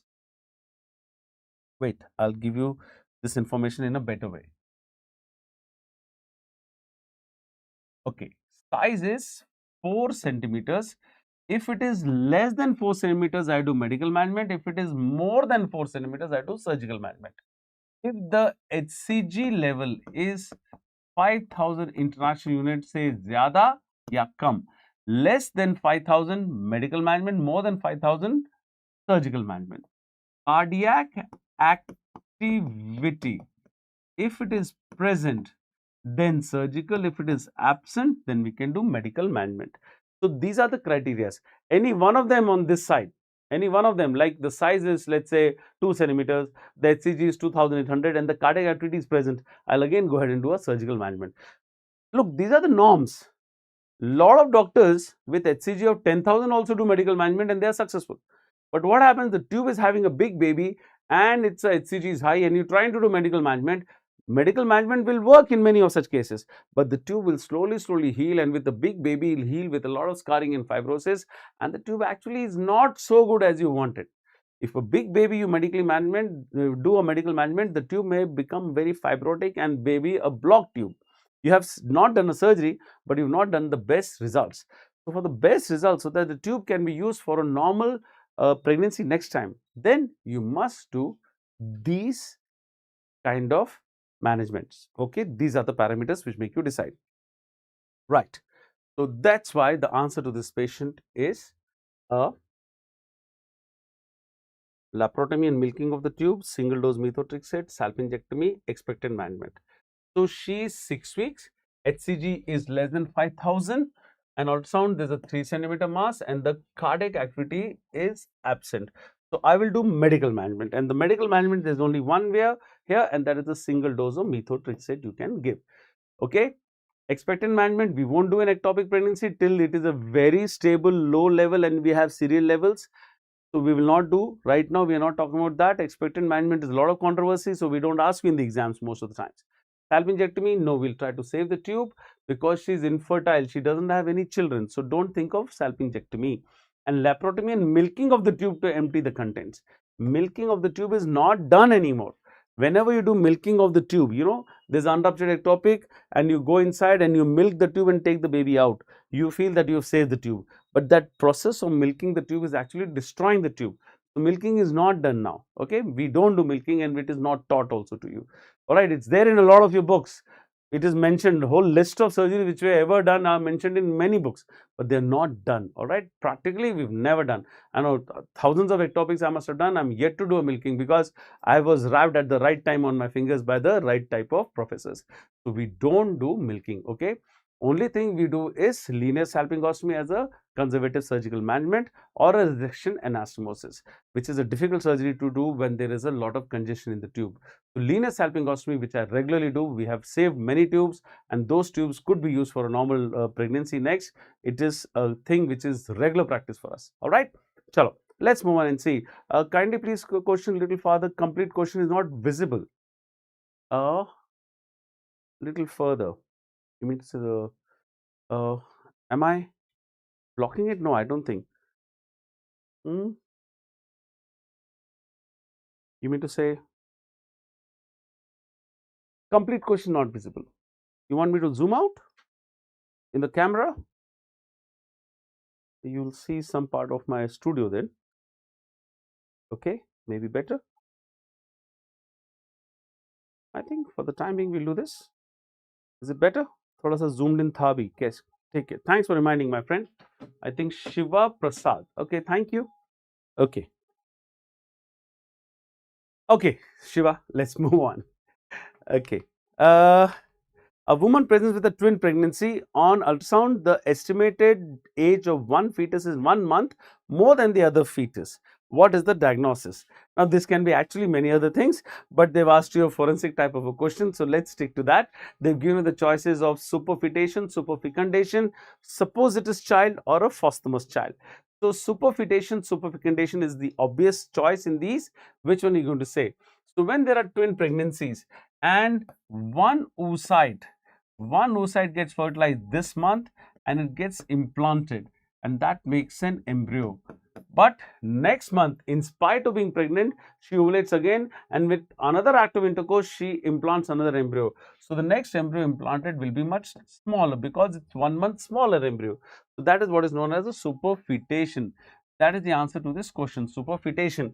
But that's an extremely rare human condition. You know, whatever superfetation cases have been reported in science, they are also actually doubtful. A few have been reported and they are doubtful. So this is an animal phenomena, superfetation. But it is reported. I'm not saying it is not. The most common type of dizygotic twin is superfecundation, two oocytes of one cycle. So dizygotic twins are seen in superfecundation.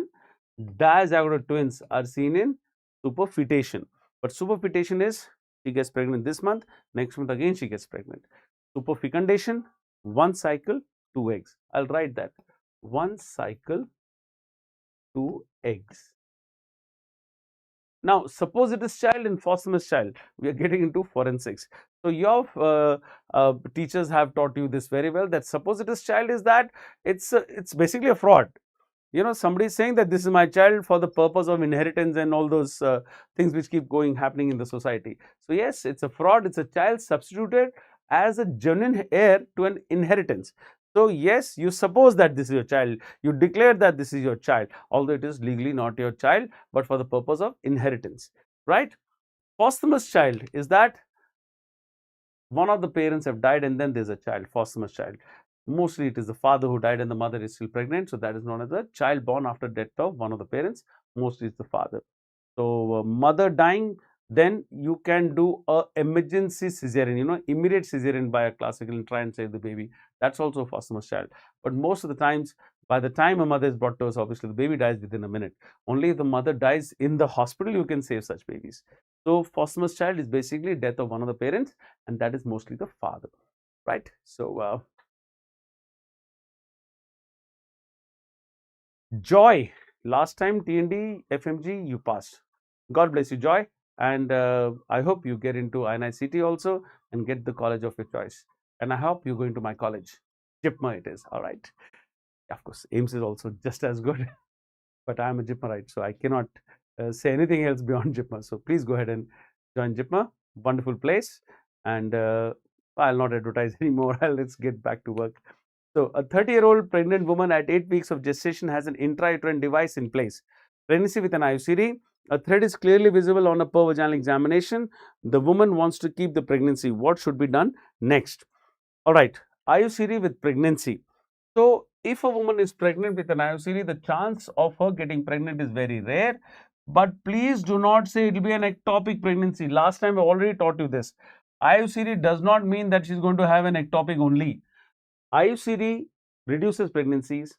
IUCD reduces ectopic pregnancy. If at all she is pregnant, the baby will be in the uterus. 95% of such pregnancies will be in the uterus. There is a relative increase in the chances of an ectopic, not an absolute increase. All right. So yes, there is a patient which has got an IUCD and she's got now pregnant.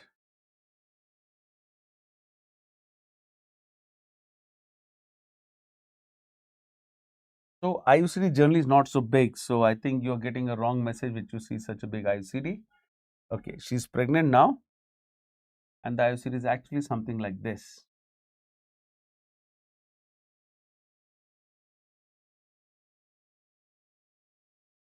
So when a woman is pregnant with an IUCD, first thing what you do, if you can see the thread, pull the thread out and give her a choice. So pull the thread out, remove IUCD, and now give her a choice. Because she says, so she's got, I've got pregnant, but I did not want this child. Yeah, IUCD can have 0.5% of failure. We are sorry that you got pregnant. I don't want this child. So you do a MTP. Some women will say, sir, I got pregnant in spite of you giving an IUCD to me. Then I'm going to keep this child. Maybe God wants me to have this child. Those are those well-meaning people. I feel that if there is life, preserve life. Don't get pregnant. Avoid a pregnancy. Take contraception. But if there's a pregnancy, I would say, personally, if you say, avoid abortions. I mean, like, be smart. Don't get pregnant. That's what we say. If at all there's a pregnancy, then try to conserve it. That's what my thinking is, okay? I'm not teaching as a teacher for these 5 seconds.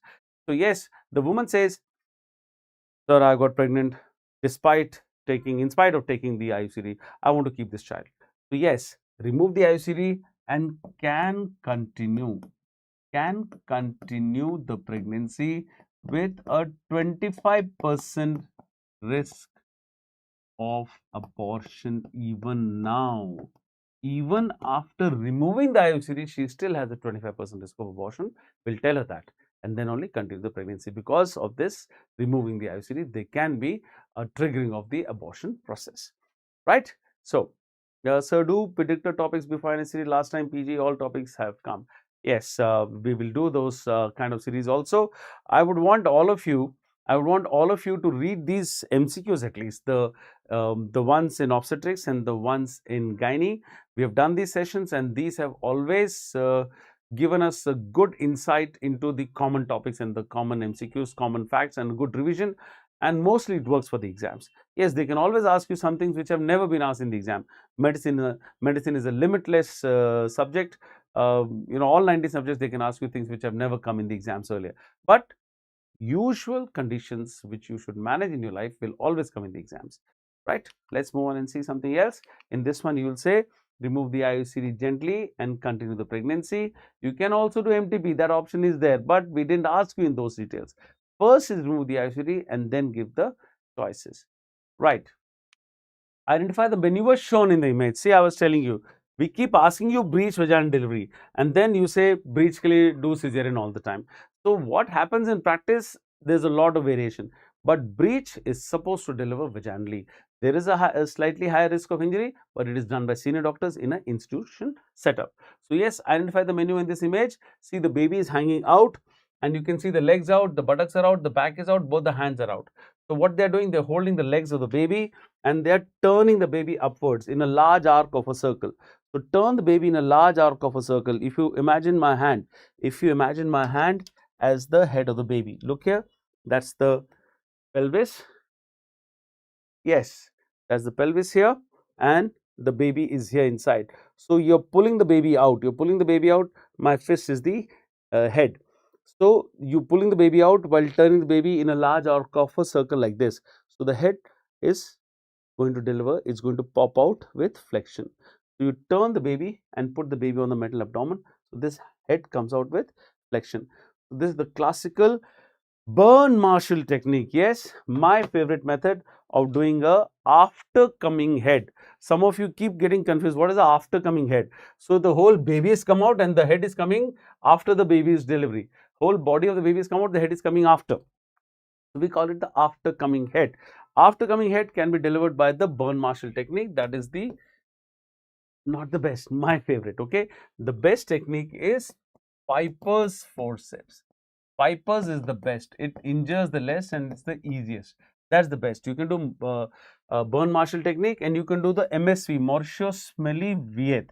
Morsho Smelly Viet is basically, there are 3 different doctors. So the pronunciation could be different depending on the region where they are from. So MSV. So what do? You put a hand on the back of the head of the baby, on the shoulders, in fact, on the shoulders you put and give shoulder traction. But with the other hand, go into the vagina, go to the face of the baby and put your fingers on the malar bones and do the malar flexion. So, do malar flexion and shoulder traction. That is what is the Morsho Smelly Viet. But yes, sometimes the head is inside the vagina. The head is inside the vagina like this. So, when the head is inside the vagina and you're trying to take out, so when you go and try to hold the malar bone, see the malar bones are here. It is so close to the eyes. So, you may injure the eyes when you're trying to do a malar flexion. So, we say it's better you do a jaw flexion. Jaw flexion, the chance of injury is very less. So, jaw flexion and malar traction is what, jaw flexion and shoulder traction is what is done. Alright guys. So, let's move on and see something else. Persistent occipitoposterior phase 2 pubis delivery is seen in which type of pelvis? I told you that if there is a pelvis which is gynecoid, a complete rotation can happen, and that is what is a normal occipitoposterior behavior. So, once again we can see that suppose it is a right occipitoposterior, see here, there is a right occipitoposterior here and it rotates to right occipitotransverse, right occipito-anterior and then becomes totally anterior and delivers. But that is in a gynecoid pelvis, okay? If it is a pelvis which is nice and round like this, see this is a nice round gynecoid pelvis. But if the side walls are narrow, this rotation cannot take place. If the side walls are straight and parallel, so this rotation doesn't take place and the baby stays occipitoposterior. So rotation won't be possible when the side walls are straight, like in an anthropoid pelvis. So, which type of pelvis the rotation is not possible? The anthropoid pelvis. So, occiput stays posterior. See, occiput stays posterior, it doesn't become anterior, but occipitoposterior can deliver. I told you, it will deliver by extension. So, now you will see the face is looking at the pubic symphysis. Face to pubis is seen in persistent occipitoposterior and in a anthropoid pelvis. This question has come in many ways. Which pelvis a rotation is not possible? That way also they'll ask you. That's again the anthropoid pelvis, right? Let's see the next question. A 25-year-old woman with full-term pregnancy has gone into labor. The flexion point in the ventouse delivery is located at which falling position on the fetal head? So, when the head is coming out and it's an occipito-anterior head, and suppose you're applying the vacuum, forceps is applied on the side like this, but vacuum is applied on the head. So, flexion point, when you hold the head, you want the head to flex and then only it will go into the pelvis. Of course, it will deliver by extension. So, it will be pull down and then it will deliver by extension. That of course is correct. So, the flexion point, if you see on the sagittal suture, it is in front of the posterior frontal. This is the posterior frontal. It is in front of the posterior frontal, roughly around 3 centimeters. This is the flexion point. You put the vacuum here, it keeps the head flexed and pulls the baby down, and then the head delivers by extension. So, this is the point. It is the 3 centimeters anterior, 3 centimeters anterior to the posterior frontal. That is the place where you're putting the, applying the vacuum. Alright, next question. A pregnant woman at 36 gestation presents with a routine antenatal checkup. She is currently on warfarin. What would be the next step? So, a lot of pregnant mothers are on warfarin because they have sometimes a DVT, sometimes they could be having an artificial valve. Because of that, there could be problem of thromboembolism. So, you don't want infective endocarditis and all of that. So, that's why we say to reduce the thrombus formation, we give blood thinners. When there is blood thinners, what are the best blood thinners? Warfarin has a more persistent action and a more desirable action of anticoagulation versus low molecular weight heparin. So, in the first trimester, you cannot give warfarin. You know, it causes warfarin embryopathy. So, first trimester, you give warfarin. I'm so sorry. First trimester, you cannot give warfarin. So, first trimester, you give the low molecular weight heparin. So, first trimester till 12 weeks, low molecular weight heparin, and after the 12th week, you will add the warfarin. But after 36 weeks, switch back switch back to low molecular weight heparin. Now, why do I do that? Because when the patient is at term, let's say 36, 37 weeks, and she goes into labor, and then you stop the warfarin. The effect of warfarin will last for another 4-5 days sometimes. Whereas if she's on low molecular weight heparin, and you know she's going to go into you're inducing labor or you're doing a cesarean, you can stop the low molecular weight heparin and it washes out in 4 to 6 hours. That's what I think most of you are answering here. Yes, switch to low molecular weight heparin at 37 weeks. Immediate induction of labor, no, that's not the answer. LSCS, no, that's not the answer again. Continue the same, no. Yes, I think most of you got that immediately correct, but the other choices were not recorded properly, I think here. So yes, switch to low molecular weight heparin because the half-life of low molecular weight heparin, depending on the type, deltaparin, enoxaparin, all this, that is 4 hours to 6 hours. Whereas warfarin, the half-life is 4 days to 6 days. So that's why we say it's better you switch to low molecular weight heparin. Right, a 27-year-old pregnant woman diagnosed with impending eclampsia is started on the Pritchard regime. Look, there is only one regime which we are going to ask in the exam and only one regime which you are going to give patients who are having eclampsia, and that is the Pritchard regime. Under what following condition the treatment should be stopped? This we discussed partly in the section earlier. Respiratory rate is less than 18 breaths per minute. No. Less than 14 you stop. Visual disturbances start. Knee jerks is grade 1. Urine output is less than 60 ml. So, visual disturbance is not because of the magnesium sulfate, first of all. Visual disturbance are because of the disease, the eclampsia, preeclampsia and the eclampsia per se. So, that's not a criteria. So, yes, let me write that when you're giving magnesium sulfate, the maintenance dose is 5 grams 4 hourly into 24 hours after the delivery. When you're giving this regime, so every 4 hours you will check the respiratory rate should be more than 14 per minute. The knee jerk should be present. They should be present, whether it is minimal or grade 3 or grade 4, whatever. The knee jerk should be present. And the output, the urine output should be more than 100 ml in the last 4 hours. So that's the criteria. So if it is meeting this criteria, you will give the next dose. If it is not meeting this criteria, you will not give this. Which of the following condition you will be not giving the treatment? Respirate more than 18 is, around less than 18 is no criteria to stop, and knee jerk is grade 1 not to stop. Urine output is less than 60 ml in 4 hours. This was a INICET question. Urine output should be at least 100 ml. Why? Because magnesium sulfate has a renal excretion. So, the kidney is washing out the magnesium sulfate. So, if the kidney is not working well enough, the magnesium sulfate will be retained and she will have magnesium sulfate toxicity. Alright, there can be respiratory arrest and cardiac arrest because of that. So, that's the reason why. Okay, guys, urine output eclampsia, DDDD. Alright, fine. A pregnant woman presents with a history of hyperthyroidism at 7 weeks of gestation, which is the drug of choice. Now, they've asked you a very simple question.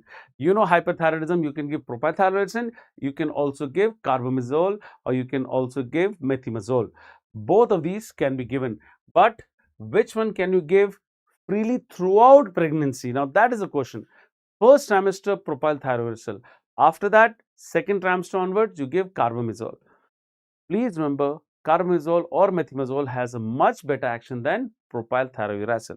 But propylthyroxine is safe in the first trimester. It is not teratogenic.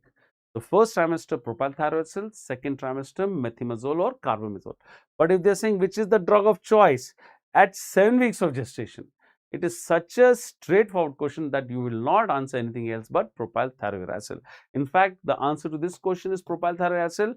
Once they actually ask you this question, which is the drug which can be safely given throughout pregnancy? First trimester, second trimester, third trimester, safe in all the 3 trimesters. Again, propylthyroxine is the answer. So, the best drug obviously is carbamazole, but we cannot give in the first trimester. So, if the question is first trimester propylthyroxine, throughout the pregnancy, again it is propylthyroxine. Although it also has some hepatotoxicity, but it is not teratogenic. Right. So, PTU is the answer here. Let's see. Significant defects are there. Carbamazole. Carbamazole, the significant defects are aplasia cutis, conal atresia, examphelos, ventricular septal defects. In the major defects, at least, we are discussing that. Identify the degree of the tear shown in this picture. Right, I was standing in front of that. So if you see the tear here, so there is this the vaginal opening. If you can't see the picture too well, this is the anal opening here, and the tear has stopped off. The tear has stopped short of the anus. What is the tear here? Yes, if it is stopping short of the anus, but it is outside the vaginal mucosa. So vaginal mucosa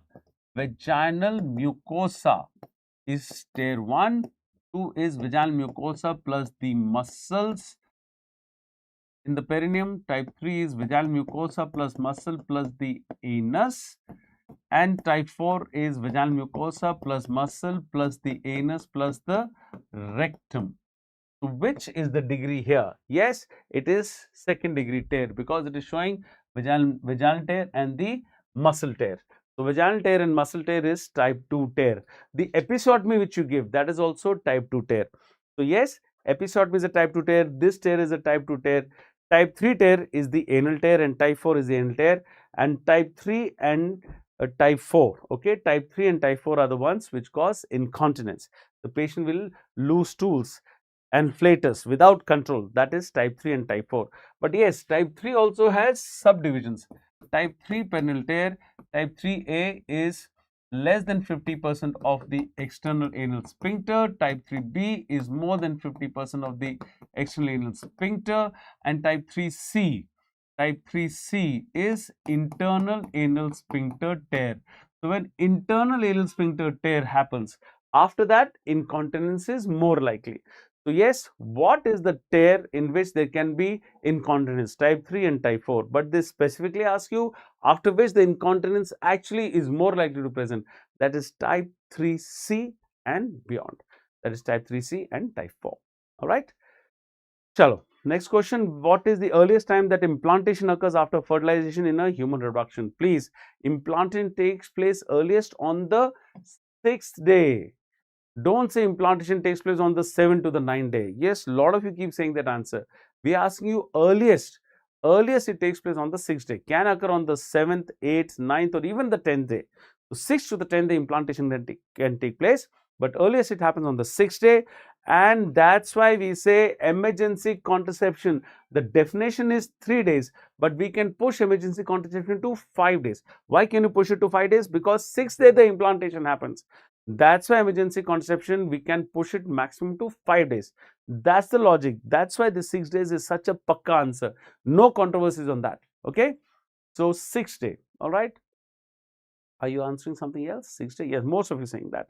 Okay, chalo. Next question. That's a simple one. A 20-year-old woman develops postpartum hemorrhage immediately after vaginal delivery. Which procedure can be performed in the labor room as the initial management step? So, they're trying to say immediately after vaginal delivery, which can be done in the labor room. Which of these can be done in the labor room?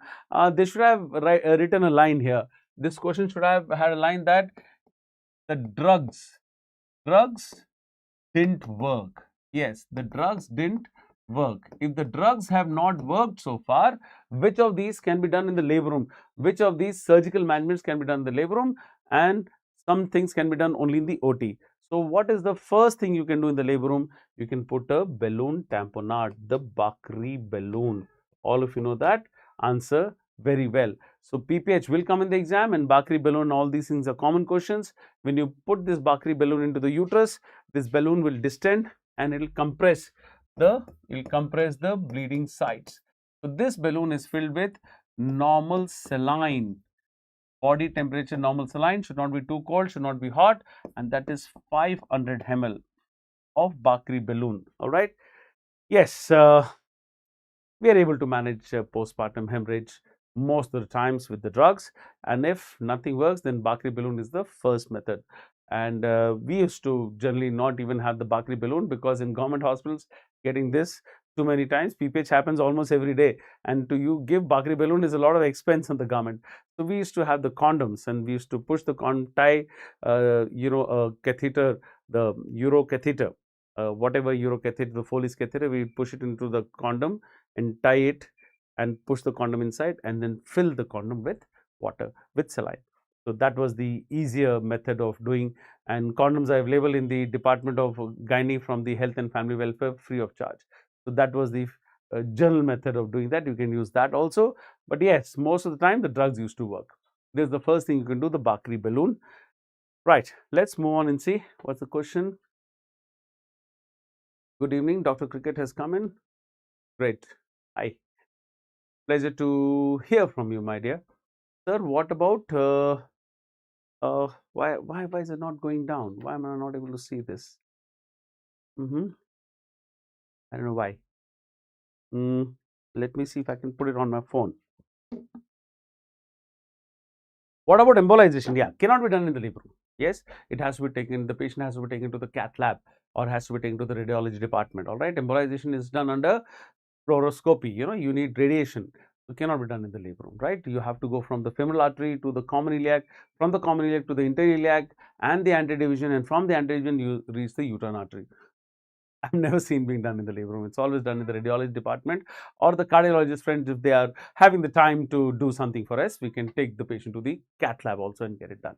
But mostly it's done by the radiologist, right? So let's move on. In a standard mediolateral episiotomy repair, what is the correct order of suturing? But before that, tell me the angle of an episiotomy. Before that, yes, what is the angle of an episiotomy? Yes, this is the median episiotomy.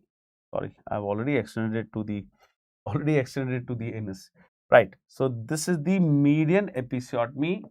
Okay, this is the median episiotomy and this is the mediolateral episiotomy. So mediolateral episiotomy is given at what degree from the midline? It is 45 degrees or is it 60 degrees? Please never say, please, all of you have a tendency of writing 45 degrees. It is 60 degrees from the midline. All right, and the mediolateral episiotomy is the most common episiotomy.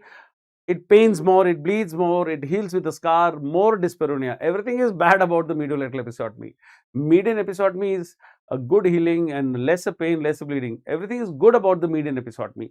But the mediolateral episiotomy will not extend to the anus. This can extend to the anus. That's why we do not give the median episiotomy. We always give the mediolateral episiotomy. And what is the order of repair? So first the vaginal mucosa, then the muscle, and last the skin. Where is it? Yeah, first one, vaginal mucosa first, then the muscle, then the skin. Okay, what structure is not cut? Fibers of the bulbospongices can be cut, levitorni can be cut, but the, yes, ischiocavernosus, this muscle came as the choice ones. This is ischiocavernosus. From it is ischiocavernosus. It's here. The muscle is from here ischium to the cavernous to the clitoris. It's here. So episiotomy is somewhere here. So this muscle, which is from the ischium to the cavernosa, ischiocavernosus, can never be cut in an episiotomy. I mean, if you're doing an episiotomy only. Of course, if you're going to cut vaguely wherever in the perineum, you can cut whatever you want. So we are talking about normal doctors who are doing an episiotomy. So you cannot cut a ischiocavernosus at that time. Okay. Chalo. Next question. According to the Pritchard regime for eclampsia, the total IV plus IM loading dose for magnesium sulfate is 14 grams. How is that is 14 grams? All of you know that one. I hope you know that one. A lot of times we assume things, but 10 grams. It is not milligrams, huh? Please. 10 grams is given IV. IM rather.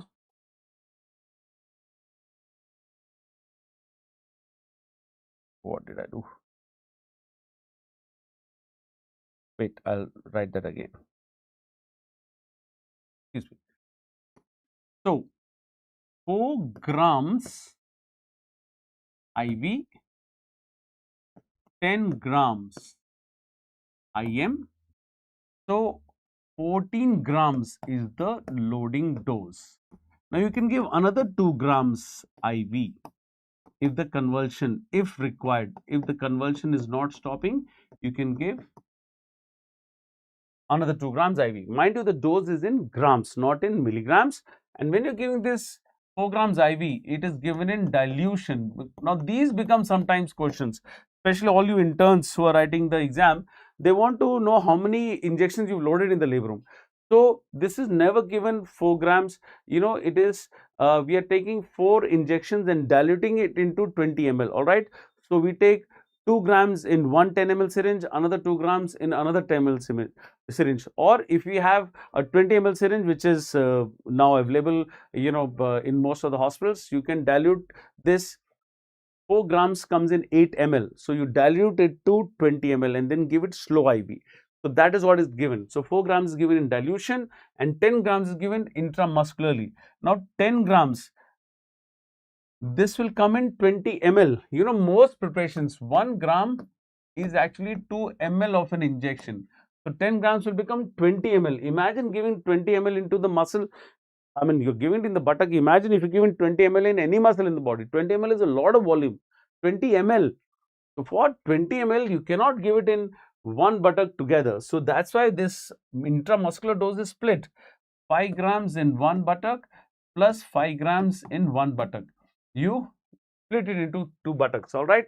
And when you're giving this will be 10 ml and this will also be 10 ml. So that itself is a lot of volume. It'll pain her a lot. So generally what we do, we add 1 ml of lignocaine.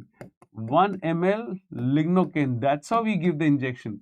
So those interns who have done this will be correlating with this immediately.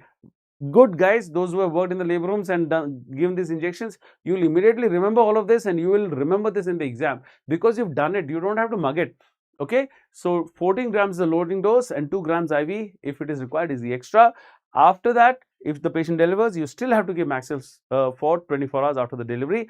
And how do you give that? That also is discussed earlier in this discussion. So during breech vaginal delivery, all right, during breech vaginal delivery, the fetus arm is extended above the head. The extended arms, which maneuver is used to deliver the arms. So when the arms are, remember 2 things. When the legs are flexed, they come out easily. If the extended legs, you do pinards. You have to flex the legs. Now, when the arms are extended, it's a problem because when the arms are flexed, that is also easy.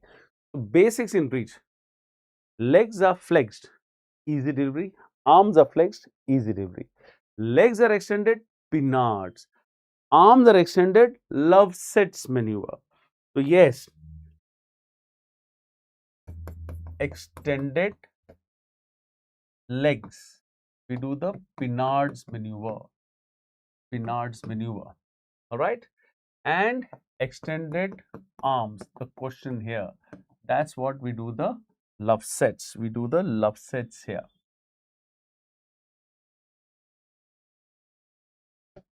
So yes, Lovesets does not mean that you pull the arms like that. You don't say that.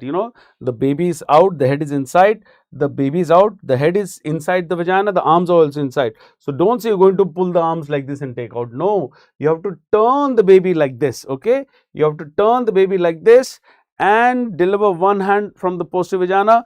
Turn the baby again like this and deliver this hand also from the posterior vagina. So that is the posterior Loveset which I like to do. A lot of people do the anterior Loveset. So that you forget, you just remember for the extended arms, don't try to pull the arms like that. Okay, there is not so much space inside the vagina.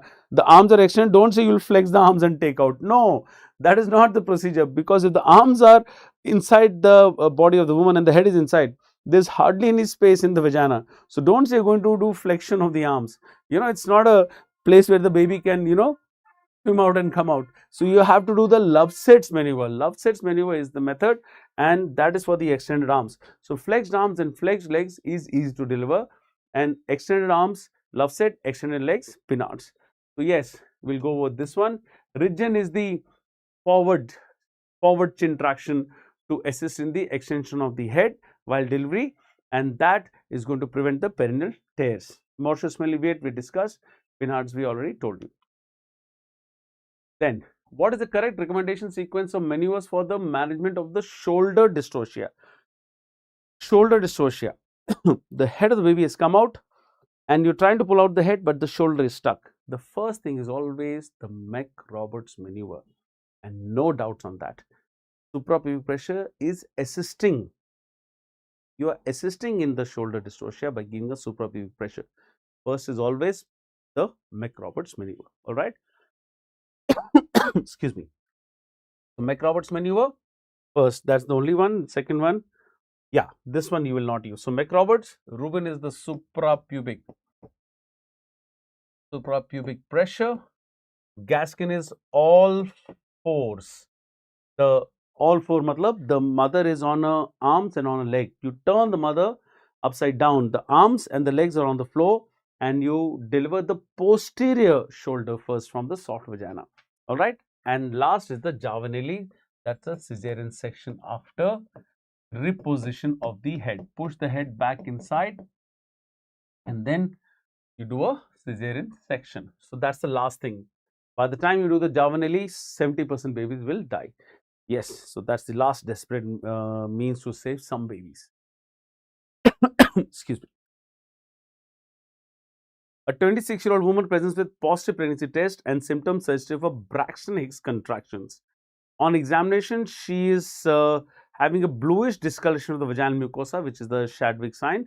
It is classically mentioned for the cervix, but the vagina also will be blue, Chadwick sign. It came in the INICET earlier, last exam, I think last May again, and it also came in the MSA exam. According to the pregnancy signs classification, these findings are considered confirmatory signs, probable signs, or presumptive signs. So remember, the signs, these signs are the probable signs of pregnancy. Okay, so presumptive signs are all those nausea, vomiting, and the fatigue, linea nigra, chloasma, striva gravidarum. But the Chadwick sign, Goodell sign, Hagas, Braxton Hicks, the ones which we discussed in this questions are the probable sign. Okay, likely but not definitive. Now, what are the definitive signs? That the patient is definitely pregnant, ultrasound showing a baby, fetal heart seen by a Doppler, fetal movements felt by the examiner. These are the definitive signs. These keep coming in the exams, don't mess them up. Which type of placenta is not seen in a twin pregnancy? When we talk about a twin pregnancy, it can be a dizygotic twin. Now, dizygote is easy to remember. Dizygotic, two embryos. It'll always be dichorionic and diamniotic. Now, in nomenclature of twins, always mention placenta first. What did I say? Mention placenta first. Don't say amnion first. You will get confused. So, what happens in a case of a monozygotic pregnancy? Depending on the time of split, less than 3 days, complete split is there. Dichorionic, diamniotic, like that. So, yes, if it is less than 3 days, we can quickly do this. Less than 3 days, it is dichorionic and diamniotic. If it is 4 to 8 days, it is monochorionic and diamniotic. And 8 to 12 days, it is monochorionic and monoamniotic.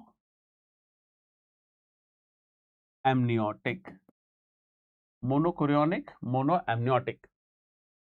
So, always chorion first. Dichorionic, diamniotic, monochorionic, diamniotic, and monochorionic, monoamniotic. So, when you're seeing twins and always mentioning chorion first, this is how it goes. But by mistake, if you say amnion first, then you'll do a mistake. Here you'll write diamniotic, dichorionic, which will be okay. But next you'll write monoamniotic, dichorionic, which is never possible. You cannot say there is one sac with two placentas attached. That can never happen. So that's the question here. I always thought that this is a technical mistake we should never do when we were reading this in our PG entrance days, when we were reading very nicely for PG entrance. That time I said this is a technical thing. We'll always say the chorion first. We'll never say the amnion first. So ये तो technical mistake है, कोई नहीं करेगा. But it came as a question. This is your question in NEET or INICET, I think last year. That which of the following cannot be possible? So yes, you cannot have a monoamniotic and a dichorionic pregnancy. You can never have a monoamniotic and dichorionic pregnancy. Let me show that to you. Again, I'll write it for you so that you'll remember. Suppose you start writing with diamniotic and then you write dichorionic if you do a technical mistake. The next one you'll write monoamniotic and you'll write dichorionic, which is never possible. Okay, it is like saying that there is one baby with two placentas. That can never happen. Okay, so yes, monoamniotic, dichorionic cannot happen. Yes, if you have a problem with this question, quickly just write this part. Quickly just write this part.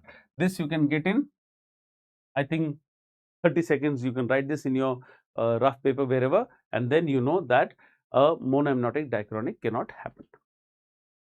Right, a primary grader present at 40 weeks of gestation labor. When she reaches the second stage, the fetal station is +3 and the caput +1. What will be the standard management of this patient? Simplest question of this test and discussion today. Primary grader, 40 weeks of gestation labor. She's at +3 and has a small caput. What do? Wait and watch. She will deliver normally. We did not say that she has have a prolonged second stage. When there's a prolonged second stage and the patient was at 0 station, that was the first question of the day, and I said go ahead and do a cesarean section because it has not come to +2 and below. +2 and below we discussed first thing in the chapter today, and +2 and below can deliver normally. This is station is +3, still also deliver normally. 0 station will not deliver normally. Right. Which among the following drug is avoided in a hypertensive patient? You can give Carboprost, you can give oxytocin, you can give prostaglandins also, but you don't give methylergometrin. Methylergometrin will suddenly contract. It's an excellent drug. It's my favorite drug. I keep teaching you drug of choice for prevention and drug of choice for treatment of PPH is oxytocin. I keep teaching you that. Now, I'm saying it, on a YouTube lecture, but I'm saying it on record that those of you becoming gynecologists, please bank more on methylergometrin and Carboprost than just on oxytocin. My favorite drug is methylergometrin. Zump, it contracts the uterus and the bleeding stops. But that can be problematic for a hypertensive because when the uterus contracts like Zump, 90 seconds with IV methylergometrin especially, when it contracts in 90 seconds, it is good for the PPH, but all that blood which is there in the uterine muscle quickly goes into the circulation and that increases the blood pressure. Suddenly, she may throw a convulsion. And if it's a cardiac patient, she may go into failure. So, methylergometrin is contraindicated. It is contraindicated in heart diseases and in hypertension disorders of pregnancy. That's why it is not the drug of choice. Yes, because it cannot be given for all the patients. Rest all the drugs can be given for all the patients. That's why, of course, yeah, I told you that Carboprost cannot be given for the asthmatics. So yes, oxytocin that way is the drug of choice because it can be given for all the patients when they are in labor. Next question, question number 40. What is the correct dose of antenatal steroids for fetal lung maturity? Dexamethasone, betamethasone, both are equally good, and they keep asking you about both the doses. Remember, dexamethasone is 6 milligram, and it is 6 milligram. It is 4 doses. So 6 milligram, 12 hourly, 4 doses, and betamethasone is 12 milligrams, 24 hourly, 2 doses. So that is not given here. The dexamethasone dose is correct. So dexamethasone is 6 milligram, 12 hourly, 4 doses. So 6 4s are 24 milligrams is the dose. The betamethasone dose is 12 milligrams, 24 hourly into 2 doses. So that is also 12 into 2. That is also 24 milligram. So yes, this dose has come many times. They ask you always the dexamethasone dose. So 6 milligram, 12 hourly, 4 doses, right? Are you writing C for some reason? 6 milligram. See, the C answer is what I keep doing in the my obstetrics practice. But I'm not going to teach you that because rather than giving 4 injections, we give 2 injections. But please, we are not teaching you that. Okay, you must remember the standard dose, and that is 6 milligram, 12 hourly, 4 doses. Okay, so 2 doctors' opinion for MTP. When is it needed? So yes, now the MTPs ever since 2021 amendment, that also come as a question. When was the latest amendment in MTPs? So we can give MTP option till 24 weeks now, and that is the time 20 to 24 weeks. 2 doctors are required to give an opinion because the baby is too big and the abortion can bleed a lot. So 2 doctors deciding and monitoring, there will be much better chances of a abortion to complete and lesser complications, right? So that is the time. Remember, you can do MTPs for a contraception failure only till 20 weeks, but for anomalies and all, you can go up to 24 weeks. In fact, if there are life-threatening anomalies, minor anomalies you can do till 24 weeks. Life-threatening anomalies, like you find out, woman comes to you only at 26 weeks and has an anencephaly. At 26 weeks, you could not do an abortion earlier. Now, after 24 weeks, even 26, 28 weeks, you can do an abortion, but it has to be approved by a board. So, after 24 weeks, non-viable with life, anomalies like that. If there is a anencephaly, the baby cannot make it in this world. So, after 24 weeks, a board will decide. After that, there is no upper limit for those kind of anomalies, which are not viable with life. Like if a radiologist, a gynecologist, pediatrician decides along with a government nominated person, 4 people are there in the board, and they decide that this baby cannot make it in this world, so we can do an abortion even at 26 weeks, 28 weeks, right? But that is to be approved. So otherwise the time is 20 to 20 the time is still 24 weeks. Right, maximum amount of amniotic fluid, we've already discussed that. That is 32 weeks. That's the question which came in your exam. We already discussed that in detail earlier. 32 weeks is the maximum amount. That is 1000 ml. Right, let's move on and see the next question. Cardiac output comes normal after how many days after delivery? Now, cardiac output, when does it increase? Everybody knows. In pregnancy, increase in cardiac output is 30 to 32 weeks. And increase is even more in first 24 hours after delivery. So that's why they keep asking you that cardiac output normally increases at 30-32 weeks in antenatal time, and after 24 hours of delivery it's even more because the uterus contracts and 800 ml of blood goes into the circulation. That's why when women have heart disease, when they can go into failure in pregnancy, 30-32 weeks in the antenatal time and first 24 hours after delivery, that's the time when they can go into failure. That is this one question. The other question is when the cardiac output comes back to normal. Cardiac output comes back to normal with the heart rate by 10 days. Don't say 45 days, the puerperium time. Don't say 3 weeks, don't say 2 weeks. It is 10 days. This is a relatively new question which has started coming in the exam, and 10 days is the time when it comes back to normal. Okay, not 45 days. Yeah, nobody answered that, huh? Okay, guys, good you attended this lecture. Next question. Following cost-effective investigations are routinely recommended in the screening of antenatal mothers except. So, echocardiography, first answer itself is the one here. Echocardiography is never given as a routine screening of pregnant mothers. Yes, urinalysis is done, blood sugar is done, and syphilis and HIV is also done, and hepatitis B is also done, HCV is also done. That is a little expensive, but that is also done. But we don't do echocardiography as a routine. So that was a simple question. Answer is A for this MCQ, right? That's a very simple question, but it did come in the exams. Then, given image depicts you can see that there is a placenta here, and there's a leash vessel going to another small lobe. So one big placenta here and a smaller placenta here. So that is what is known as the accessory lobe. Yes, accessory lobe or the succensurate lobe. Yes. I think we had a lot of discussions today, so some easy questions towards the end. Succensurate lobe or the accessory lobe. Velamentous insertion of the cord. No, that is different. There will not be two placentas there. Velamentous cord is something like this, that the cord which attaches in the center of the placenta has split much before it reaches the placental margin. So that is a velamentous cord. This is a velamentous cord. So the picture given here is of a succensurate lobe or an accessory lobe. You may deliver the placenta and this small bit may stay back and present as a secondary PPH. Now the velamentous cord is that. No, that is wrong. Normal placenta is wrong. So answer is succensurate lobe. Right. Consider the following actions under active management of third stage of labor. Arrange them in the right order. This is INICET question, and they've been asking you these kind of questions. INICET में uterine massage पूछेंगे ही पूछेंगे. Please remember, uterine massage has to be done. They've asked you in active management what is the correct order. They've asked you what is the correct order of active management of third stage of labor, and uterine massage is there. They're asking you where to put it in this. So if this question has come, they're obviously trying to tell you that uterine massage is done. And this is AIIMS, JIPMER and PGI, the biggest 3 colleges which conduct the entrance separately.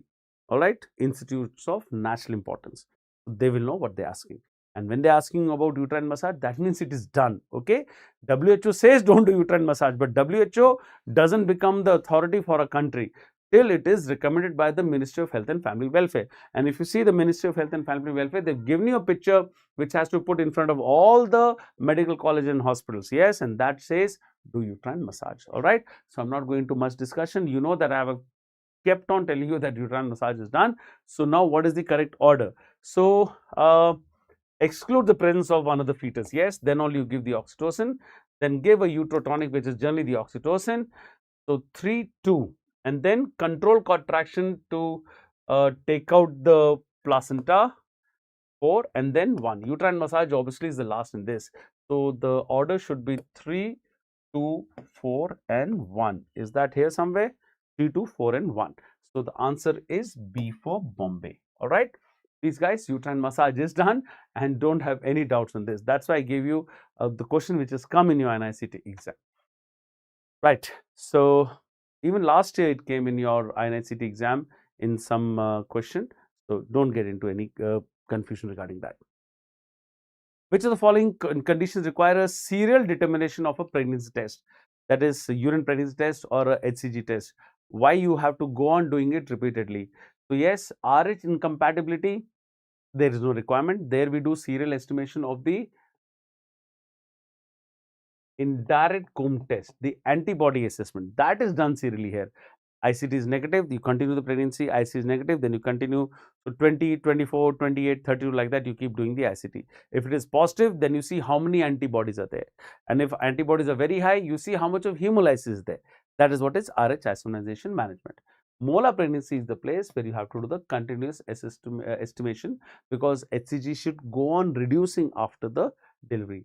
Viability of pregnancy, you don't have to do. If you see the ultrasound, you will see a live baby. So serially, we won't do this. For an ectopic, if they said, I would have said. For an ectopic, we may have to do 2-3 times sometimes to be very sure, when the values are not very high and you cannot see the sac properly. So less than 1500 agar value hai, so we keep repeating. So that has not come in the choices here. Gender identification, nothing to do with HCG. Answer is molar pregnancy. Choice B is the answer. 48. Drug for medical abortion. Now, medical abortion can be done in the first trimester, and we do medical abortion till 7 weeks, then it is 99% successful. If we do it till 9 weeks, then it is 95% successful. All right. Now, what are the drugs? We give mifepristone to kill the fetus and misoprostol to expel the fetus. Now, mifepristone is given in milligrams, 200 to 600 milligrams. Misoprostol is 800 micrograms. So where does it come here? Mifepristone 200, it's here, one place. It has come here. Mifepristone 200, misoprostol nahi hai. Mifepristone again 200 has come here. Misoprostol to nahi hota. It is between A and B. So mifepristone orally 200, 200. And then methotrexate. No, methotrexate is also to kill the fetus. It can be either mifepristone or methotrexate. So this is not the answer. Mifepristone 200 milligrams and misoprostol 800 micrograms. So please remember, mifepristone is an anti-progestin. This kills the fetus. Misoprostol is a prostaglandin E1 that expels the fetus. So this is given vaginally and this is given orally. Please be careful. This is given vaginally, that is given orally. Remember the route and don't do a mistake in this, because these are very common questions asked in the exam. Mind you, those who are interns and post-interns writing PG entrance and you are doctors, you still cannot write this prescription for your non-medico friends who keep calling you and your relatives who don't want to keep a child. Please don't do this mistake. You are interns and you're not gynecologists. MTP can be done only by a gynecologist. MD, DNB, DGO. All right. Or trained for 6 months in gynae or did 25 MTPs under supervision. You are not supposed to do this, because sometimes when you write it for your friends thinking those, your cousin calls and says, ki, bhai, you're a doctor, please tell me, you must be knowing what to do, and you try to help your cousins.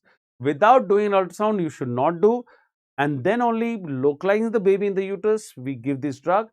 But to give this drug, you should be qualified to do this. All right.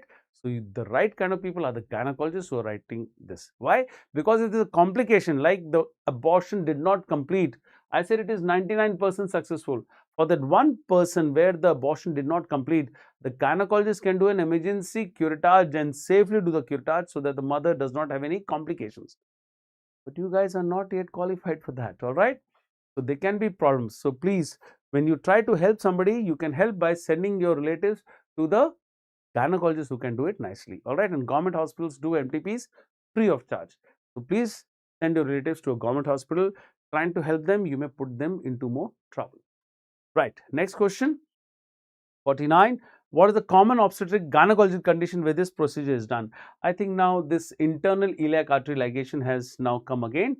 So, you know that there is a common iliac artery, and then this is the, the external iliac is here, and this is the internal iliac. They're trying to show the posterior division and the anterior division, and the anterior division they lifted up with an instrument, and there you're putting a ligature here.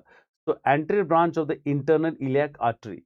Anterior branch of the internal iliac artery is ligated, and that is done for the atonic PPH. Commonly, we do it for atonic PPH. We discussed that in detail some time back in this session itself. A patient presented with bleeding per vaginum, regular uterine contractions, tense and tender abdomen on palpation. Her blood pressure is 150/100, cervical dilatation 5 centimeters, and a full effacement.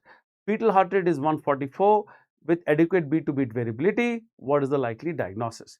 So, this is basically painful bleeding with a tender uterus at term and a high blood pressure. Ideal. Painful bleeding, high BP is equal to abruption. That is the straightforward obstetric presentation of abruption. High BP, painful bleeding. Painless bleeding, placenta previa. Painful bleeding, abruption, mostly associated with hypertension. Now, why is there? Yes, the answer is abruption. Why is there painful bleeding in a case of abruption? So, that's what you have to know, that abruption can have the placenta is here, and this is the fetus here, and that is the gestational sac here. Now, there can be a retroplacental clot, which is a concealed bleeding. There can be bleeding which can come out like this, which is a revealed bleeding. Those are the two presentations of an abruption, concealed bleed and revealed bleed. But they can be bleeding into the uterine muscle. It's the bruised muscle. Now, the uterine muscle has bruising. There is bruising of the uterine muscle, and that is what is known as the covular uterus, a covular uterus. Mind you, all your MCI students, all the MCI students who are watching this, covular uterus was asked to you in the last year. Where do you see covular uterus? You see it in abruption. What is covular uterus? A bruised uterus. So, any muscle which is bruised, if you touch it, it will be tender. That's why painful bleeding. All right, abruption has painful bleeding. क्यों होता है भाई? Because of a bruised uterus, a covular uterus. All right. So remember that painful bleeding, hypertension, abruption. And abruption we do normal vaginal delivery, guys. ARM and deliver. If there's a distress, then we do a cesarean section. Placenta previa bleeding, do a cesarean section. Abruption. If the baby is fine, do an ARM. The ARM will cause a contraction of the uterus and compress the placenta and stop the bleeding. And ARM will also increase the chances of the delivery by increasing prostaglandins. So, do ARM, start oxytocin, and do normal delivery in abruption. Please, abruption is not an indication for a cesarean straight away. If there's a fetal distress, then of course it becomes an indication for a cesarean section. Abruption delivers normally, guys. Don't forget that. Then, a Grada 2 Para 1 Live 1 lady underwent cesarean section LSCS in the previous pregnancy for fetal distress. This time she has an uneventful vaginal birth after cesarean section. VBAC was done, okay, that's the ideal condition. The placenta could not be removed completely. The cord snapped on traction, but the placenta did not deliver. She started to bleed more profusely now. The placenta inside, and it is bleeding now. It is a retained placenta, correct? But they have not given it as a choice, because it's a previous cesarean, and a previous cesarean predisposes to something called a placenta accreta. Yes, it is a placenta accreta. Inversion uterus, I would have told you. Inversion uterus, I would have told you that the uterus has inverted. Something has come out of the vagina. So, this patient is bleeding more profusely because the placenta has not come, the cord has snapped, and that is the classical presentation of a patient having a placenta accreta. Yes, you may say that it's a retained placenta also, correct. But what they're trying to tell you that there was a previous LACS and she started to bleed profusely after the cord snapped. So we are trying to tell you about a placenta accreta here. So that's what is the problem here. Placenta accreta, catastrophic bleeding can happen. You may think it's a retained placenta, take her to the OT and try to manually remove the placenta accreta. You will tear the bits of placenta and more torrential bleeding happens, and you may actually lose the patient very fast. She bleeds. So that's why all these retained placenta, that's why are removed in the OT. Remember I told you retained placenta remove in the OT because it may be a placenta accreta, and if she bleeds more after the removal of part of the placenta, she is going to die immediately. So you need to open her up under anesthesia, open the abdomen and immediately squeeze the uterus to stop the bleeding, clamp the uterine arteries to stop the bleeding, and probably clamp the aorta also to stop the bleeding. Put a clamp on the aorta so that the bleeding in the lower part of the body stops for some time. Desperate measures. All of that can be done only if you start doing the procedures in the OT. That's why manual removal is done in the OT. And this placenta also, if you think it's a retained placenta, you may try to remove in the OT. If it doesn't come out and it bleeds more, it's a accreta which bleeds even more profusely. So that's why it is always done in the OT. All right. So yes, that is placenta accreta. What is next? Oh, next is a thank you. So those are the questions which I got for you. There were 51 odd questions, but we discussed so many topics and we discussed quite a few of them in detail. I mean, I don't know how many hours we've been doing this. Yes, it's already 2.5 hours. So if you have more questions, you can ask me, guys. I'm very much here.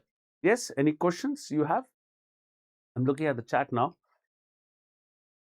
Yeah, let's keep moving the chat up.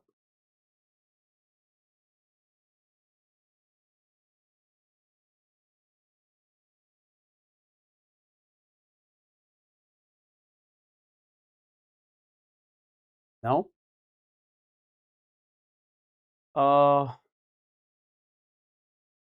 Covillare, yes. The spelling is a little different. Laire, yes. All right, guys. Since you don't have too many questions to ask me right now, so I think I can ask you leave then. And maybe I would question 45 why. Can you put it up? Wait a minute, let me get the.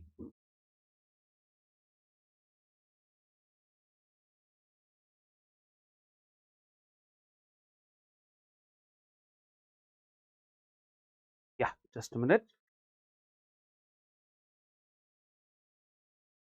Question number 45.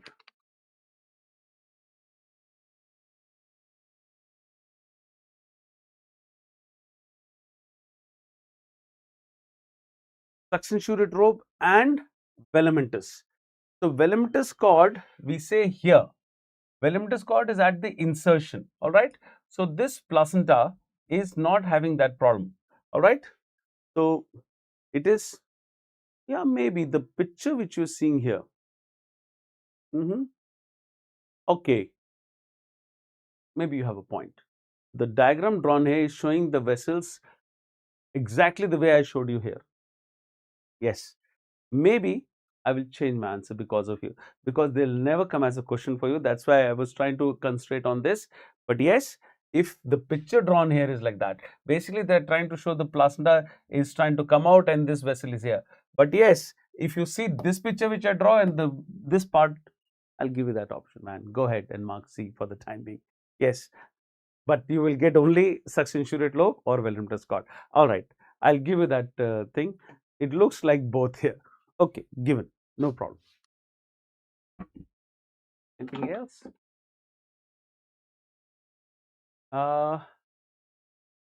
Invasive mole versus GTN. Suction shurate lobe तो हो गया था बात.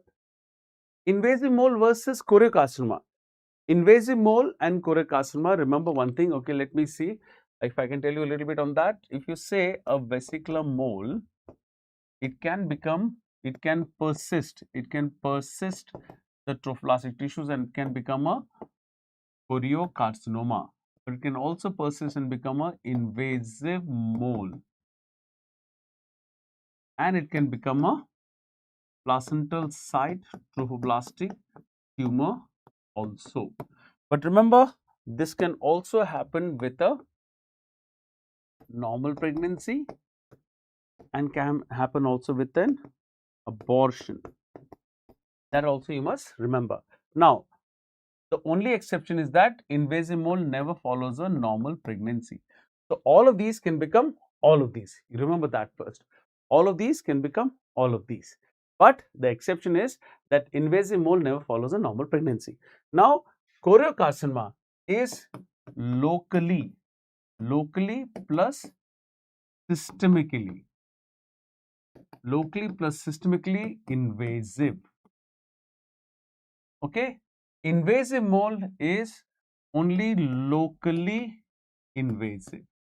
It is only locally invasive. So, since this choriocarcinoma can systemically go and give the systemic chemotherapy can reach it much better. So, choriocarcinoma, that's why we say choriocarcinoma is better managed with chemotherapy. Not that you can't do a surgery, but chemotherapy by methotrexate is the better management of a choriocarcinoma. Invasive mole does not have a chemotherapy reaching it properly. So, surgery is the management of an invasive mole. Mind you, the most common trophoblastic disease is the invasive mole. This is most common, more common than the choriocarcinoma, and this is locally invasive. Treatment is surgery. This one is locally and systemically invasive. The treatment is chemotherapy. Of course, you can do surgery also, but since all of these are younger women and choriocarcinoma, you want to save the uterus. By chemotherapy, you can save the uterus also. That's why we say it's better to do chemotherapy with methotrexate. That's what is an invasive mole, and invasive mole can follow abortion, can follow a molar pregnancy, but not a normal pregnancy. Yes, that's what you wanted to ask me in addition. Right, guys. So that was about a lot of topics in obstetrics which we discussed.